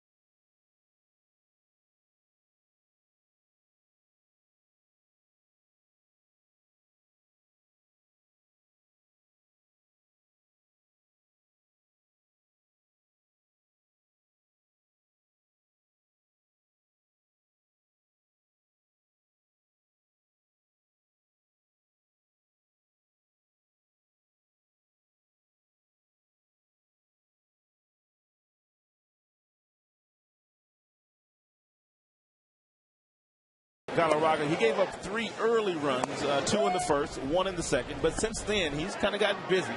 He's got some real nice depth and tilt with a breaking ball, and he's also gotten very creative, dropping down to a sidearm angle to get a swing-back fastball over the plate for strike 3 against Ian Kinsler.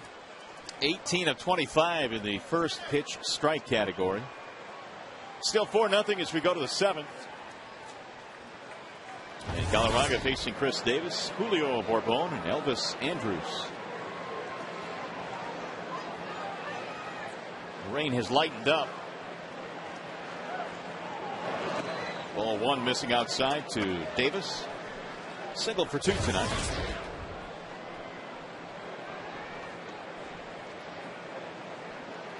Armando's 1-0. Tigers have 2 hits, and the Rangers tonight have 7. They have RBIs from 4 different players: Murphy, Cruz, Hamilton, and Kinsler.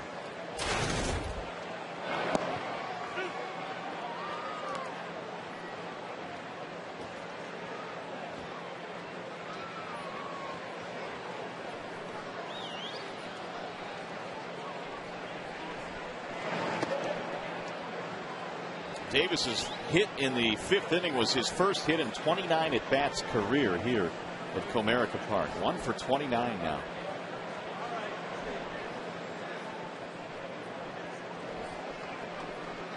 And the 2-2 pitch. In the air to right. Bosch. 1 gone.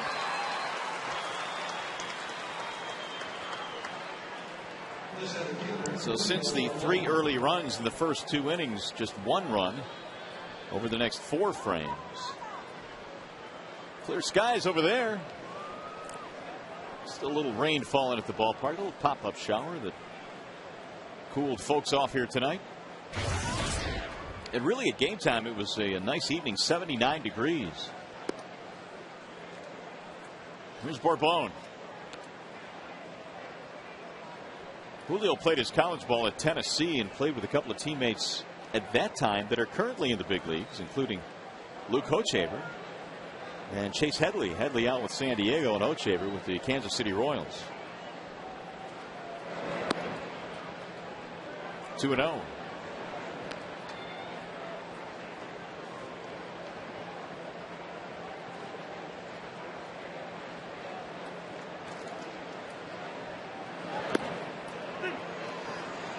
Up with the right hand goes Wally Bell.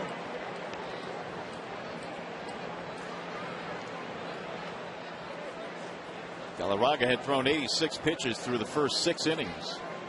The 2-1. 2-2 on Bourbon.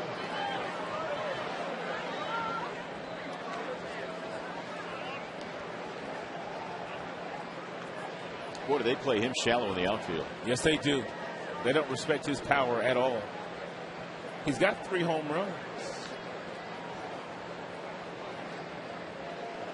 And the 2-2 pitch outside, 3-2.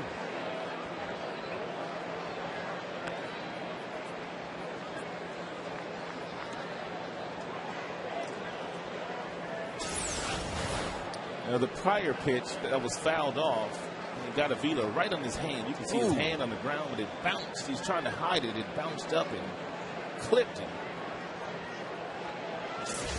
Boy, that Exmo is unbelievable. There's ball 4. That's also a great shot of what catchers are taught to do, to not have a fist. Take a look at his hand. It's kind of just in a real limp motion. There's not a fist. That's how they teach you to keep your hand. Because if the ball does make contact with it, I guess because you don't have a fist, you can absorb the blow a little bit more in that particular situation. You don't want the fist. You want it limp, just like Avila had his. 1 out base runner, top of the order now. Here is Elvis Andrus.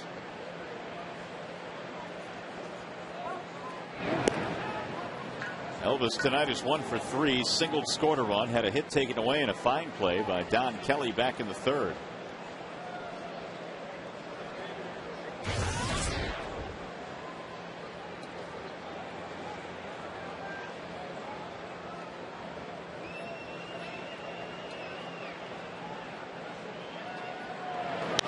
Right back up the middle into center field. Another hit for Andrus. 2 men on now with 1 out. That's his 2nd hit tonight, 4th hit of the series. Majority of his hits have gone right back up the middle as well. He looks like he is a star in the making. I agree. Well, Casey Fiend, who was just called up today, with Inge going on the DL, starting to warm up. You've got to watch this combination of Bourbon and Andrus. Bourbon has 9 steals.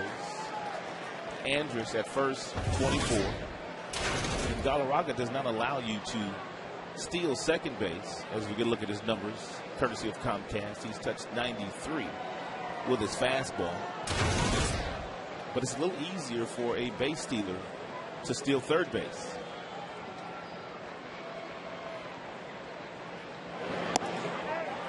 They have pitched Young away all night, and now the count is 0-2. A little easier for Young when you pitch him inside because he's got that real good inside-out swing. He'll drive that ball to right field, but the balls that are away from him are a little bit harder for him to drive in that direction. And the 0-2. Got him. Strike 3 on the outside corner. Young just walks back because he knows that's a ball.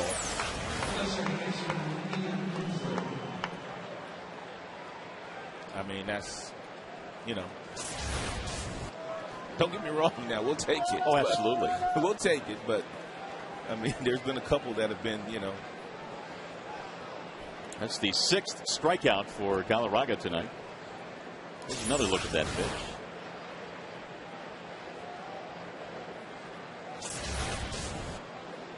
Here's Kinsler. There's strike 1 on Kinsler. Galarraga trying to keep this a 4-0 game. Tigers tonight have been out hit 8-2. And it was Kinsler that got them on the board with a triple to drive in a run in the very first inning.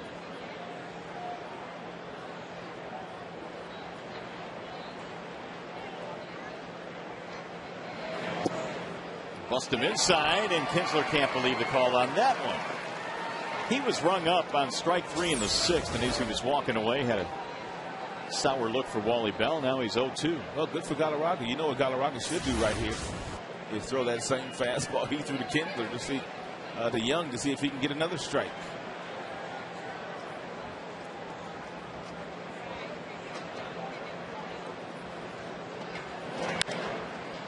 Fly ball right field. Bosch is on the run, coming to the corner, and he can't get it, but it's foul.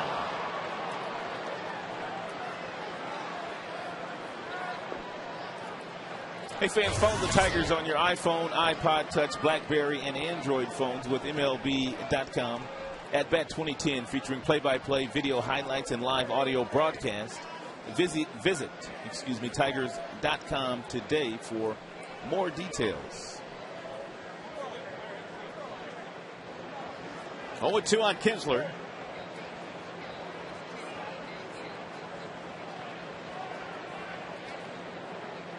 Kinsler's hit safely in 31 of his last 34.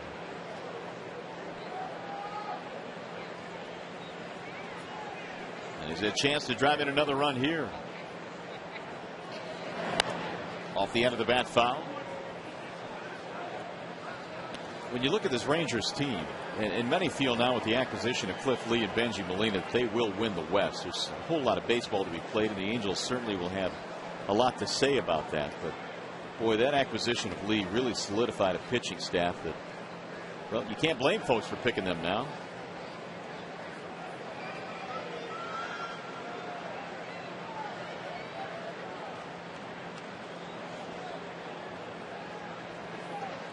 And again, the 0-2. Little pop up towards second and caught on the run by Rayburn. So they're going to hit a walk and they strand a couple. Stretch time. Ordonez, Cabrera, Bosch coming up.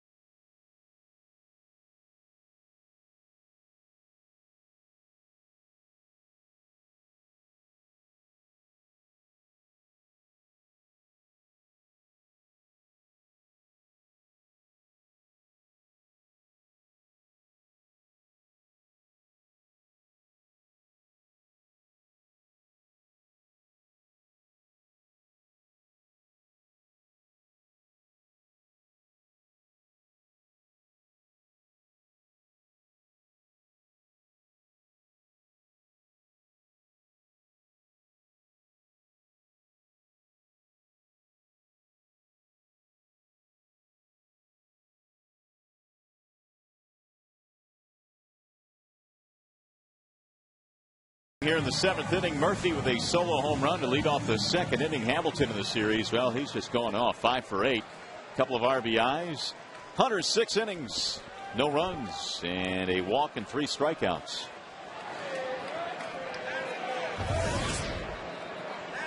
Ordonez leads it off in the 7th inning. Tommy Hunter in the 6th threw 15 pitches to get through the inning, and all of them were strikes. Oh, really? So his ratio is just, well, really good tonight. Ron Washington, the manager, said before the game that he wanted to stay away from just about his entire bullpen tonight. He said everybody down there needed some rest, with the exception of Feliz and Oliver. And Tommy Hunter is putting him in a situation where he can do exactly as he said he wanted to do. Give his bullpen a rest tonight. They just had a 4-game series in Boston, and you know how that Boston Red Sox offense can tax your pitching staff. Strike called, and Maglio has a look back. Even though they won 3 of the 4 games, still tired is his bullpen. And they played 14 innings here last night.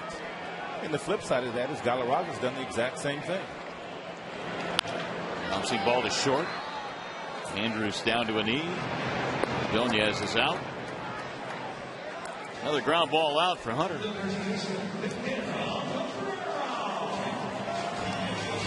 Every single inning today, Hunter has been under in that so-called line of 17 pitches or less in any inning, which is a good inning. Here's Cabrera. Into center, a base hit, maybe more. Let's see. Bourboin going to try and chase it down, and Cabrera gets to second with a double. So Miguel is aboard.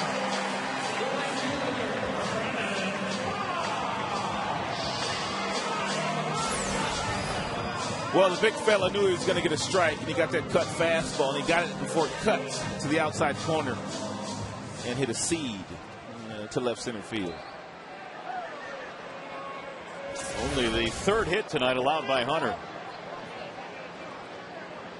Gabby now with 28 two-base hits. Bosch is 0 for 2. As many strikes as Hunter has thrown here tonight. He has gone ball 1 on Brennan Bosch on both of his plate appearances here tonight. And again. Once Brennan starts to figure out that they're really not giving him a whole lot to hit, and he's not trying to force the issue, he'll start to take some more walks, and then he'll start to get better pitches to hit.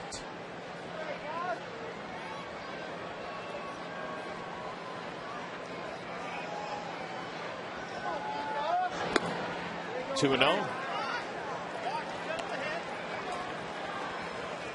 Texas got 2 in the first, 1 in the second, 1 in the sixth.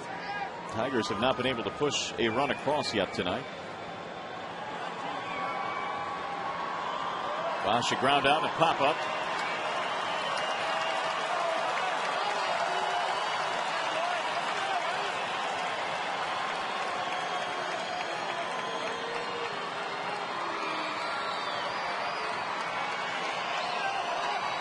Cabrera has doubled here in the 7th.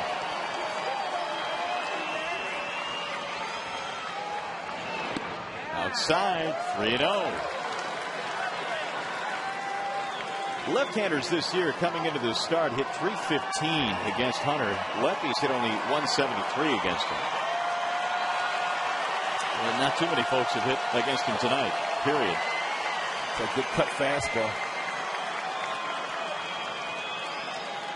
3-0 pitch is outside, ball 4, and now Bosch gets a walk. That kind of gives you an idea of how teams, not just Hunter, but how teams are approaching Bosch. We just talked about all the strikes that Tommy Hunter has thrown in this game, and he threw 4 straight balls to Brennan Bosch. He didn't want to throw him a strike. Second walk of the ball game for Hunter. Mike Maddox comes out.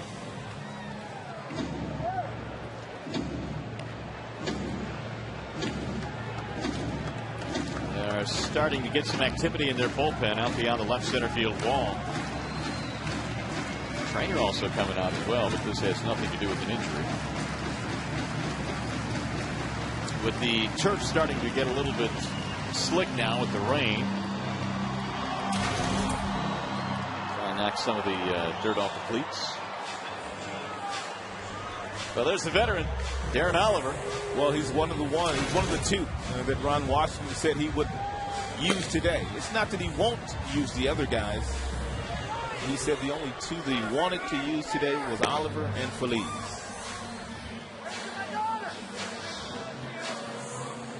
Tigers threatening here in the 7th with 2 men on and only 1 out.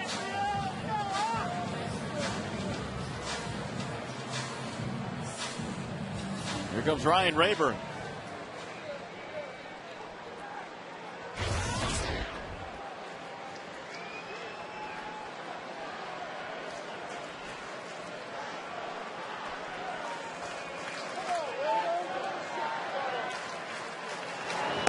Ball 1. So Hunter now having trouble locating home plate.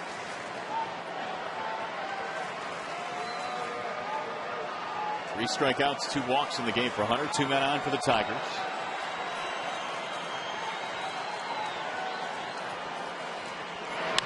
Ground ball left side. Andrus diving stop. Throws to second, and they get the force. You got to be kidding me. Unbelievable. Really, you have to be kidding me, Elvis. He has shown range to his right and to his left. I mean, he just takes a base hit and a possible RBI away from Rayburn.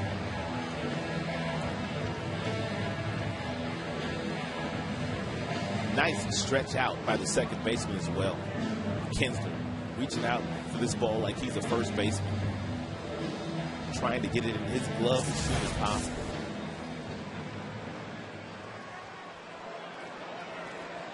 Andrus, he is picking and grinning today. Has robbed Rayburn twice. He got him in the 5th, and he's got him here in the 7th with terrific plays. Here's Avila. Tigers need a 2-out hit. Ball 1. This is really the first inning in which Hunter has had to pitch in any kind of stress at all. When you throw a lot of strikes, and Hunter has thrown a lot of strikes today, your infielders, they're always waiting for contact.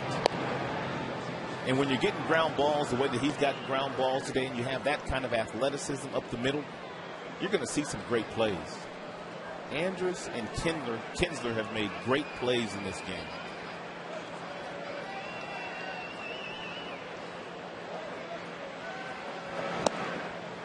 Ball 2 on Avila.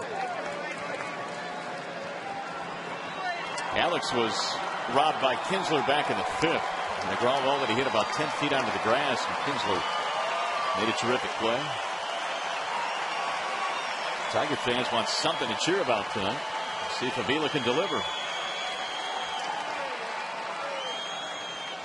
2-0 pitch.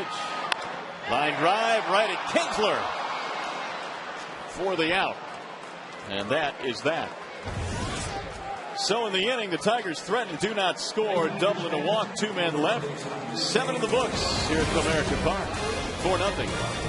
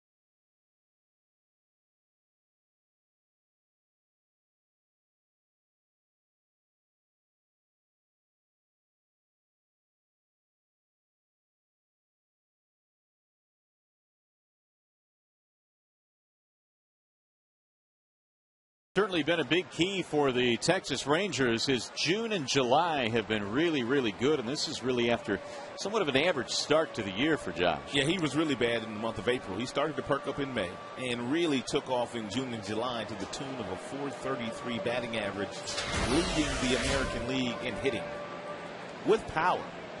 That's what makes him and Cabrera so special. Not only these guys hitting for a lot of power, but they're hitting the 340 range too. Well, he's had a really good series. He has a double, a sac fly. He has scored a run. Big swing there. Galarraga's made some really nice breaking balls to Hamilton, down and in. And Hamilton continues to swing at him, but he continues to come up empty.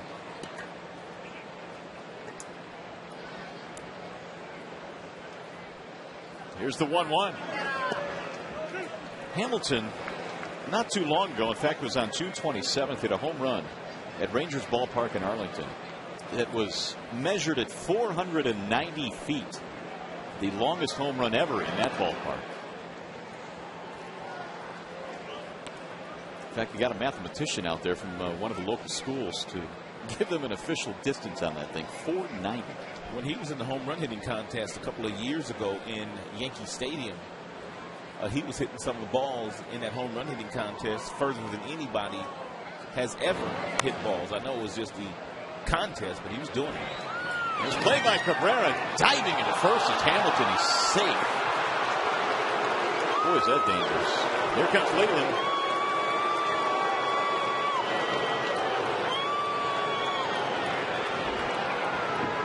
Infield hit.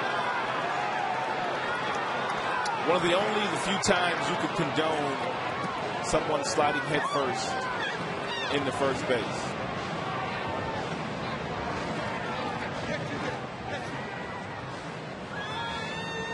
That's Jim Wolf, the first base umpire. Usually you don't get to first base any faster by sliding this way, but to avoid a collision, go ahead and dive and try to avoid running into the pitcher. And Hamilton got himself an infield single. Nice play by Cabby, nice feed by Cabby.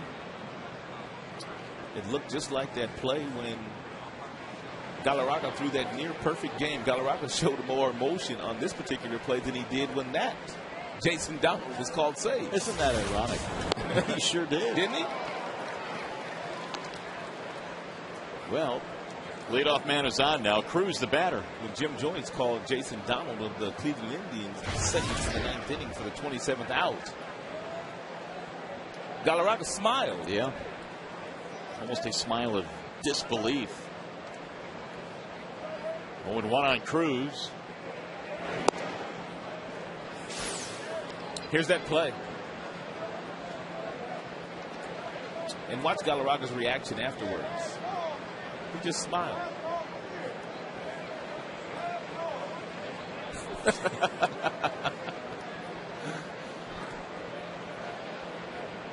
Jim Joyce and Armando Galarraga forever intertwined.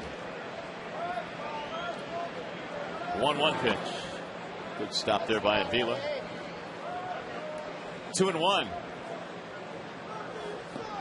So Hamilton now with 2 more hits tonight has 6 hits through the first 2 games in the series, leading the league in hitting.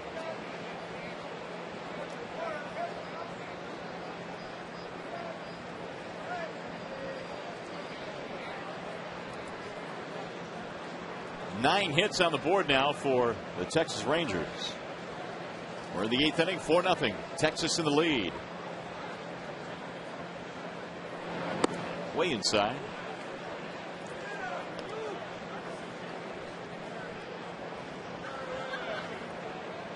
In Galarraga's 9 prior starts this year, he averaged 95 pitches. 115 here today on the evening where the bullpen needs some rest.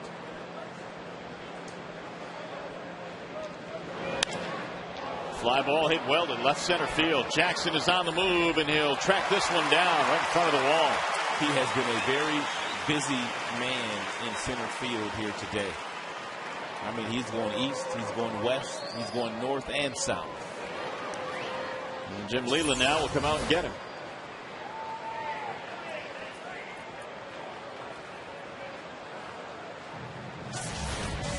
So Galarraga has reached his limit here. The skipper takes the baseball. Wallside windows pitching change. And we'll be back. Brad Thomas coming into this one.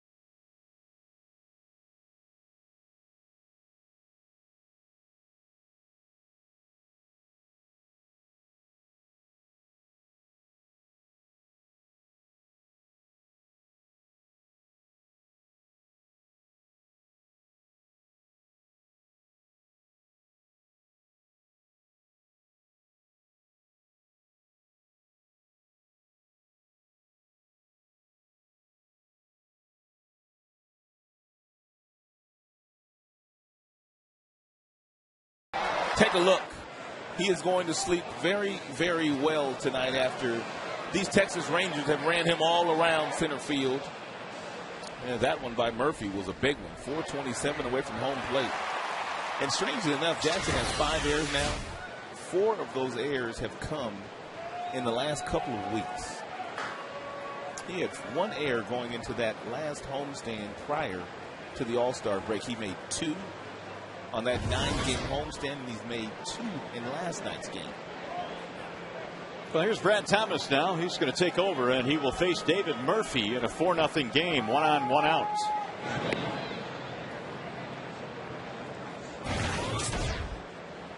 24th time now that Thomas has been in the game for the Tigers. Numbers not bad for the roles that he's pitched in. And he's done just about everything. Long man, he started. He's been in late.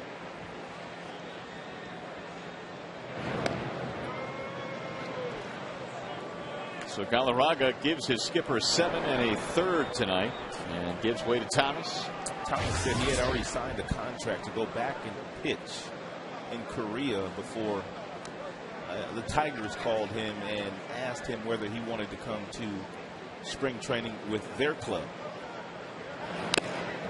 And he said he felt awfully bad about getting out of that contract to go play in Korea again, but the opportunity to pitch in the big leagues once again was just too big a draw for him to turn down. Well, it turned out to be a good choice because he's been with the ball club all season. As he mentioned, filling a variety of roles. Backing up Galarraga here tonight, who went 7 1/3, walking just 1, striking out 6. It's to the point now where one of the Tigers pitchers, they got to go out there and maybe throw a shutout. Yeah, I agree. That's what it's going to take. Because Galarraga kind of held his own after giving up 3 early runs in the first couple of innings. Scherzer will get to baseball tomorrow. He is capable of putting up lots of zeros. But usually 4 runs, the Tigers are in the game because their offense is averaging at least 4 runs a game. Verlander will get game 1 on Thursday against Toronto. Blue Jays coming in for 4. That Thursday game is a day game, 1:05 start. That ought to be fun to watch. That Blue Jays team with all the power hitters that they have, and Verlander with his arsenal of power pitches. That should be a fun game to watch. Interesting matchup.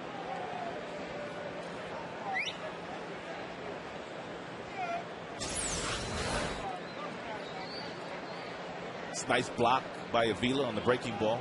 You get down, you bend your waist ever so slightly, and you hope the ball hits you right in the chest.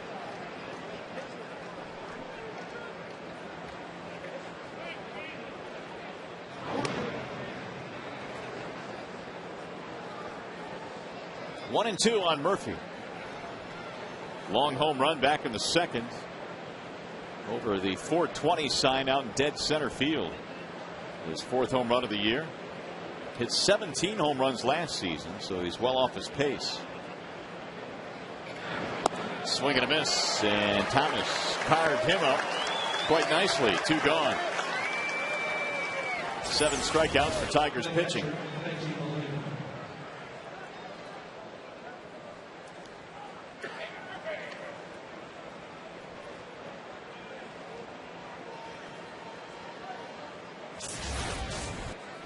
Here's Benji Molina with 2 away.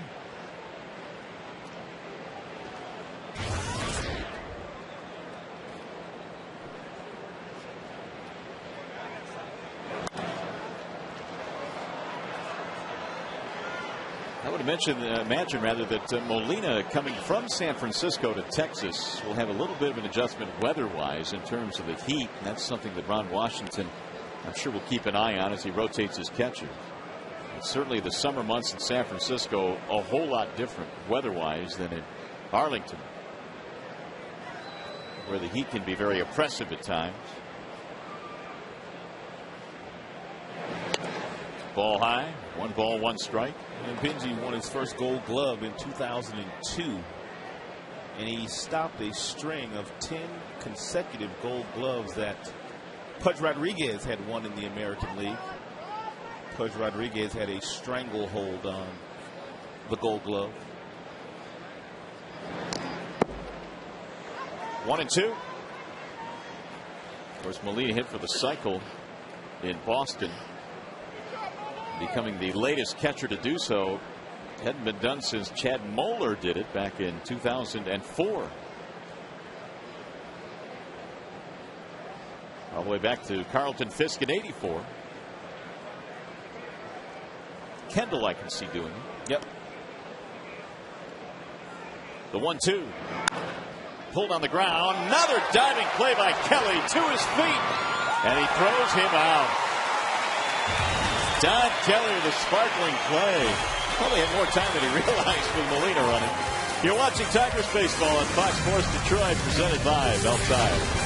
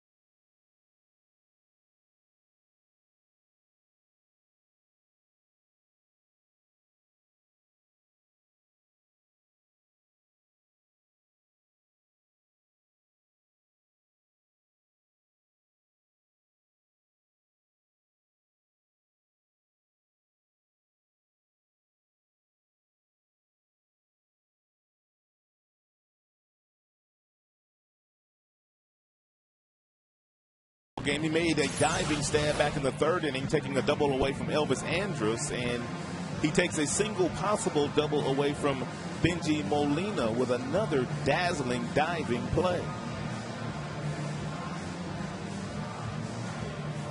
So Kelly filling in for Brandon Inge, who routinely makes those plays. Made two of those look easy tonight. Darren Oliver, how about this year? 41st game, a 1.32 earned run average, and the league is hitting 185 against Darren. You don't think the Angels would not like to have Darren Oliver back? Oh, yes, they would. Indeed. A couple different stints here with the Texas Rangers for Oliver. He was a starter way back in the day, wasn't he? Yep. 0-1 on Santiago, pinch hitting for Don Kelly. Well, if you're left-handed and you can throw some strikes, you can be a situational guy for a long, long time, and that's exactly what Oliver is these days. But he's better than the setup man. His numbers translate well against right-handers, too. He'll be 40 on October 6th.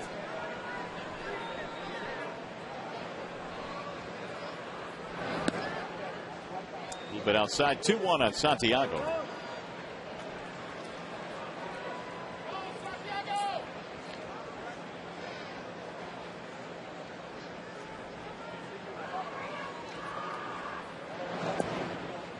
A little bit low, 3 balls, 1 strike. 93 through 98. Oliver's first stint with Texas. 3-1 pitch. Make it 3-2.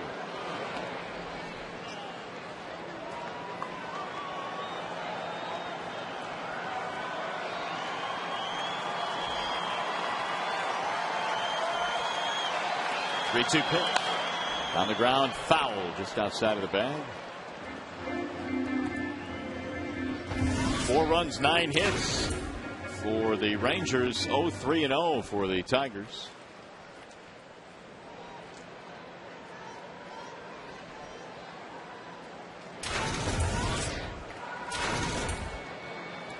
Three-two pitch again is rolled foul. Tigers have a couple of singles and a double in this game. Kelly had a single. Jackson had a single. Cabrera with a double. But Hunter did a good job of pitching out of the trouble he had in the 7th. And now Oliver here in the 8th. And he walked him. It's a good start. Leadoff walk here in the 8th.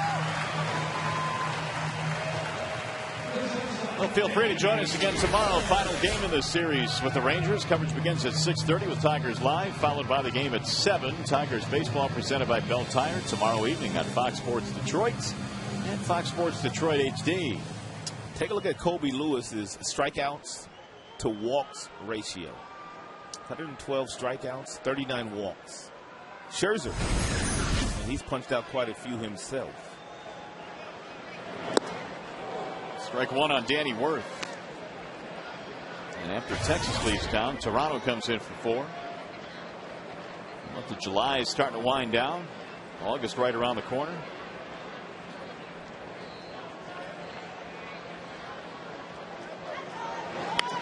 Bouncing ball hit slowly towards short. Andrews flips to second one. Relay. Not in time. Worth beats it out. One gone. And this play right here, Andrews probably should have fired not overhand, but underneath a little firmer. They probably wouldn't have got Worth, but he probably took a little time getting that ball to his second baseman, Kinsley.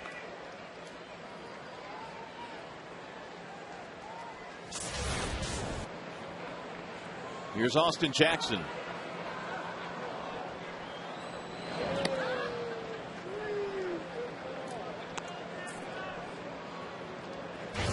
Austin tonight had his single. That was back in the 4th, 1 for 3.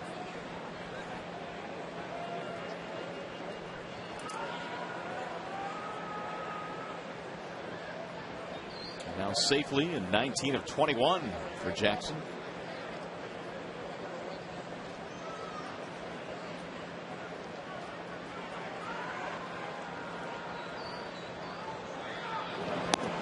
There's a strike on the outer edge, 1-1.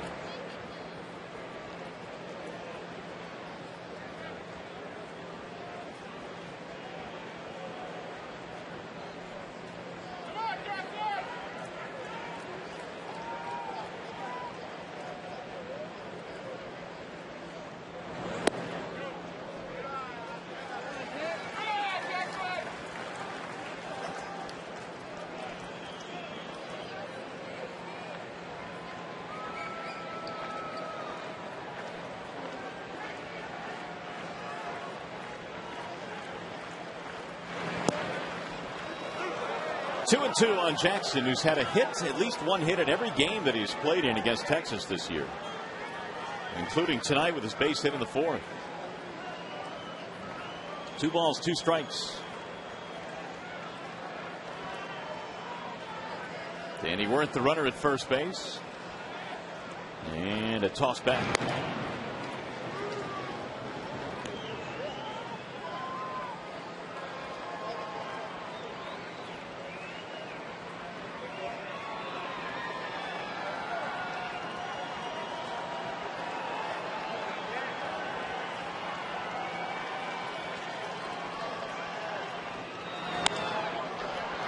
In the air to right center field. Borbone started back, but he comes in to make the play. 2 gone. Worth holding at first base.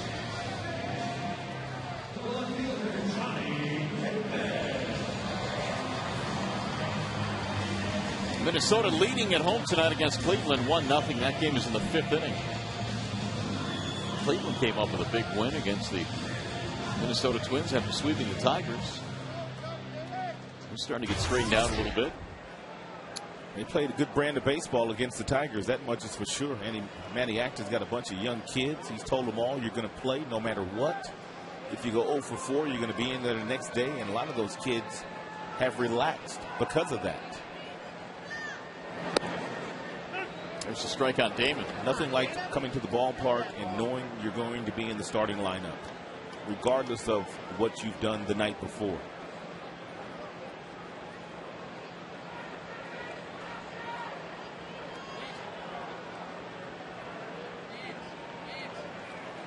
Here's the 0-1. Inside, 1 ball, 1 strike. Well, of course, if you stuck around last night, it was a marathon indeed. Here's some of the numbers from that game last night. It was a game that featured 5 errors between the two teams. 4 hours, 53 minutes of baseball before the Rangers won it in the 14th. It was the 3rd longest game in all of Major League Baseball this season. Nearly 5 hours. And it was Nelson Cruz that won it with a 2-run homer in the 14th.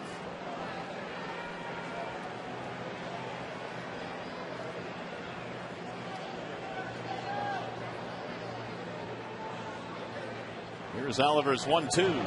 Outside, 2 balls, 2 strikes.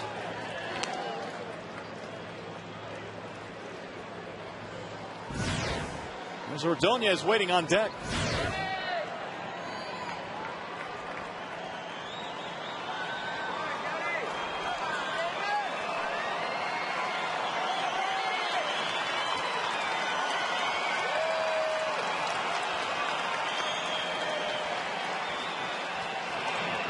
Outside, 3-2.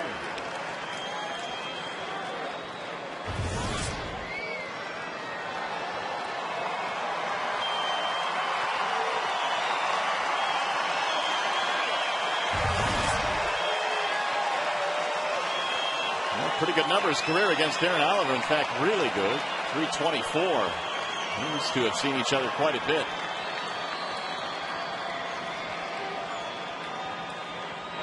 Swing and a miss. He struck him out. Not that time. Damon goes down. Leadoff walk is stranded. 8 in the books. Davis, Borbone, Andrews coming up.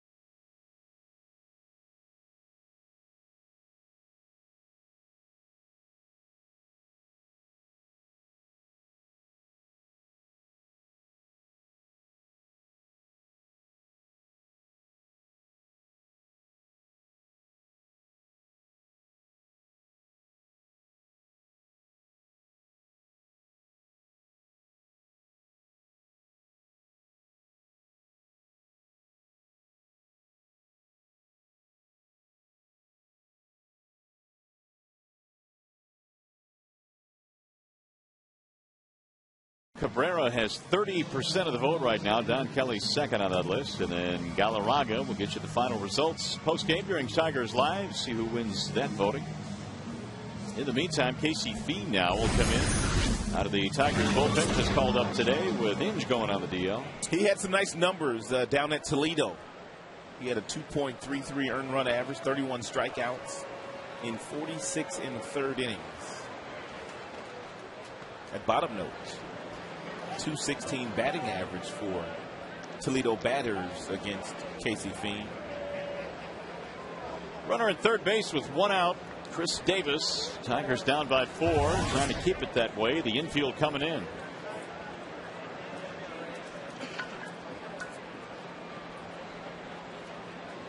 And a squeeze. Fiend will not have a shot at the plate. And Elvis Andrus executes the squeeze perfectly. That's a big league play. Big league play. Great call by Ron Washington, executed beautifully by Davis and Andrus. The base runner takes off at the perfect time, which means he doesn't tip what's going on, and Andrus just lays it down. There's that 5th run they were looking for.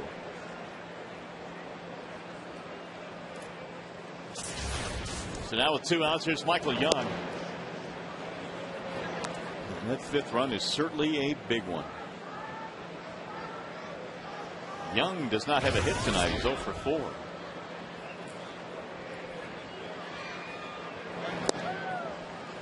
Can't imagine he's had too many 0 for 5s in his career. He's working on one here. 2 balls, no strikes.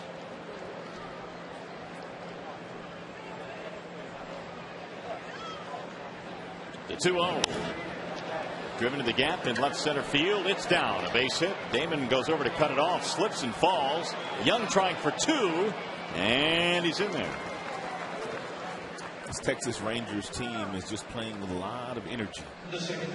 And I guess it helps when you got a team playing as well as they're playing. They're playing with lots of confidence. It's a good effort here by Damon, getting over, smothering it, getting to his feet quickly, but too much speed for Young.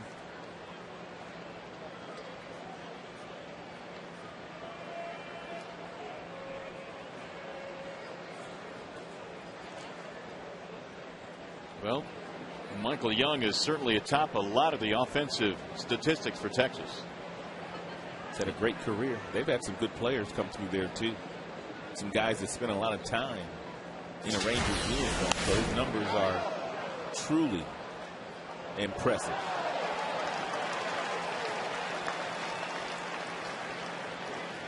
Young avoids that 0 for 5 with a 2-base hit here in the 9th, and that hit is the 11th for the Rangers. Gives Kinsler an opportunity. He tripled in a run in his first at bat.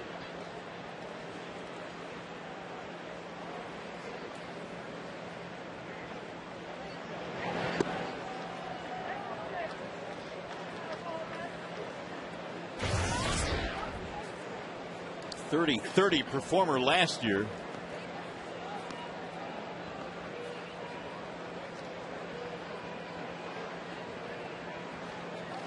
.279 hitter this year with men in scoring position. Trying to drive in another. The 1-1.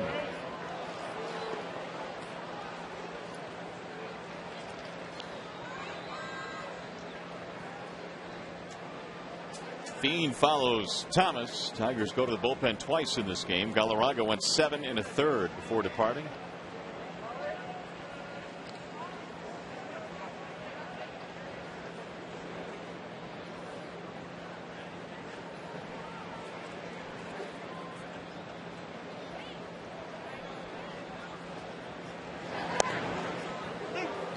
Right at the knees, 2-2.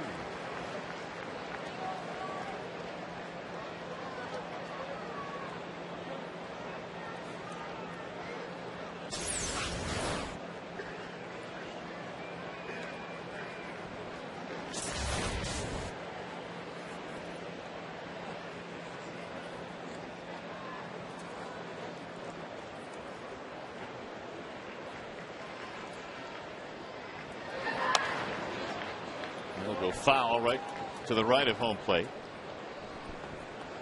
Fien is a Southern California kid, but he went to college. He pitched college ball at William Penn in Iowa. And then eventually made his way to Golden West College. Fien, an interesting story this year, has bounced around with quite a few different teams and a couple of different organizations. Casey originally out of Santa Rosa, California. Trying to get the final out here in the ninth. The 2-2. Swung on, driven high in the air. Left field, Damon back to the wall, and that ball is a home run. A 2-run shot for Ian Kinsler, and the Rangers are pouring it on. Second consecutive night that Kinsler has played long ball. He also hit a 2-run home run in the first yesterday against Jeremy Bonder. I don't know if that was a little slider that didn't do a whole lot, but he one-armed it and kind of watched it because he knew it had a chance to go foul, and it hit right off the fair pole. A 2-run shot to make it a 7-0 game. Hamilton will bat again. So the Rangers doing all this damage tonight. 7 runs on 12 hits without Vlad Guerrero in their lineup. And really, they did all their damage early and late. Galarraga kind of slowed them down from innings 3 through 7. Hamilton, another big game. 2 more hits, has an RBI, 6 hits in the series.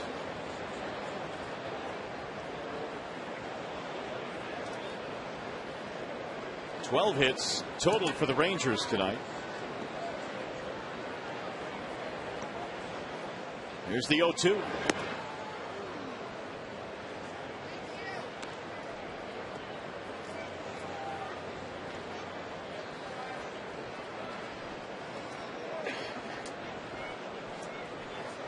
Hamilton's 23-game hitting streak, the longest in the American League this year. Fouled back. That was ended right at the beginning of July. Cabrera's 20-game streak, 3rd longest in the AL. 1-2 on Josh Hamilton.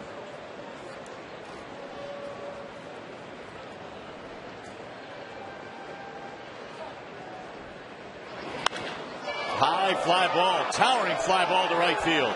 Bosch is going back, and he's going to watch this one sail way out of here. Good baseball team.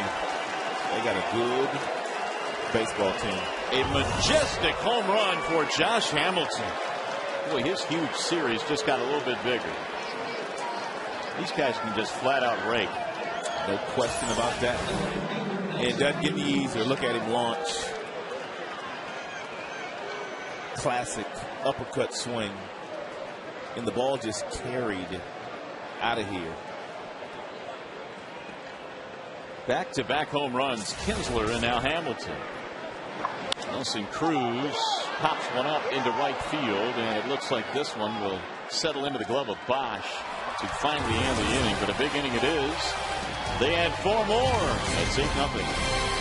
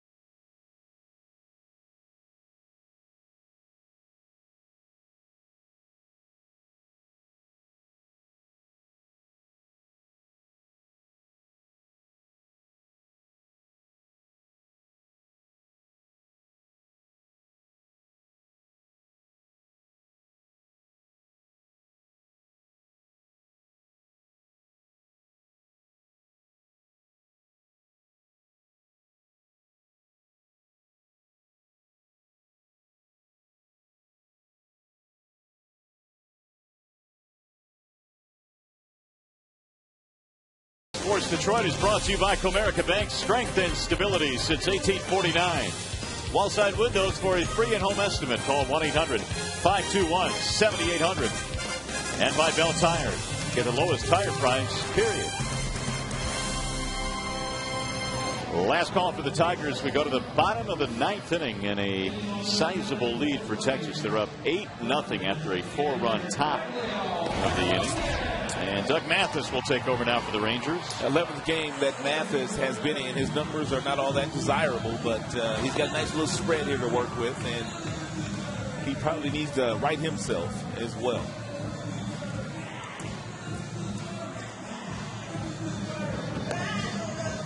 So the Tigers are going to need a big-time comeback here, and they will have Ordonez leading it off. Down 8-0. Meanwhile, the Rangers 3 outs away from giving Tommy Hunter another win. He would go to 7-0. Tommy Hunter pitched very well, but he also had a lot of defensive help from his middle infielders and plenty of offense. The Rangers, they played a really nice game. Yeah, really nice game. Andrews making a couple of sparkling plays. A couple of base hits up the middle, successful squeeze, triple and a home run by Kinsler, and an outstanding turn of a double play and another really good play. They just, well, they've outplayed them for 2 games. Yep, they've done it all.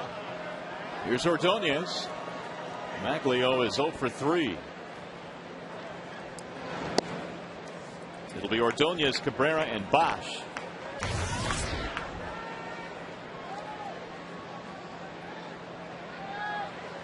Scherzer will throw tomorrow in the series finale. 1 ball, 1 strike. There's Tommy Hunter, tonight's starting pitcher. 7 innings, 3 hits, not a run, not a whole lot of strikeouts, just pitching to a little bit of contact and keeping the ball off the barrel of the bat. He did a very nice job of that. Not very many balls hit hard today against Hunter. And when they were hit hard, his defense was making plays behind him. Shot to the gap in right field and caught on the run by Bourbon. Boy, was he playing shallow. And because he was playing shallow, able to make that play.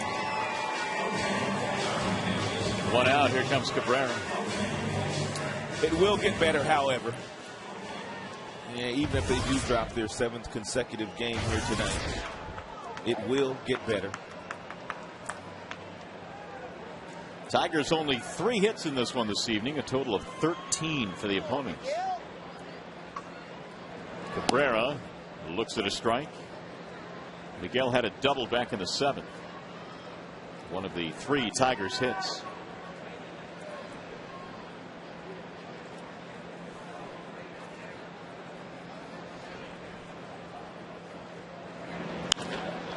And another hit for Cabrera.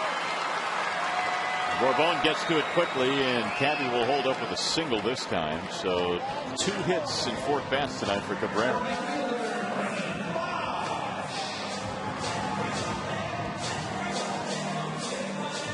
We'll bring up Bosch.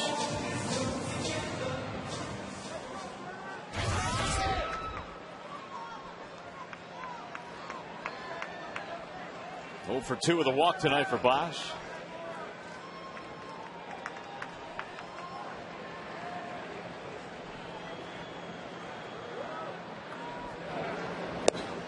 Ball 1. It's the 4th straight plate appearance. It's been ball 1 when Brendan Bosch has been staying in that batter's box. They are just not giving him a whole lot to hit. He was very patient his last time up. He took a 4-pitch walk from Hunter. 2-0.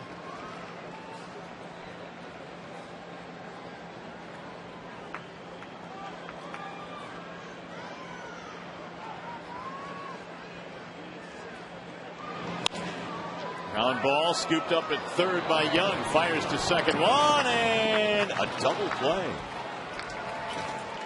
And that'll do it as the Rangers make it 2 straight against the Tigers in convincing fashion tonight. Tigers are going to need a win here tomorrow to prevent themselves from being swept here at home, where they came in with a tremendous record. There's your final score tonight, 8-0 in favor of the Rangers. We'll be back with more from Comerica Park right after this.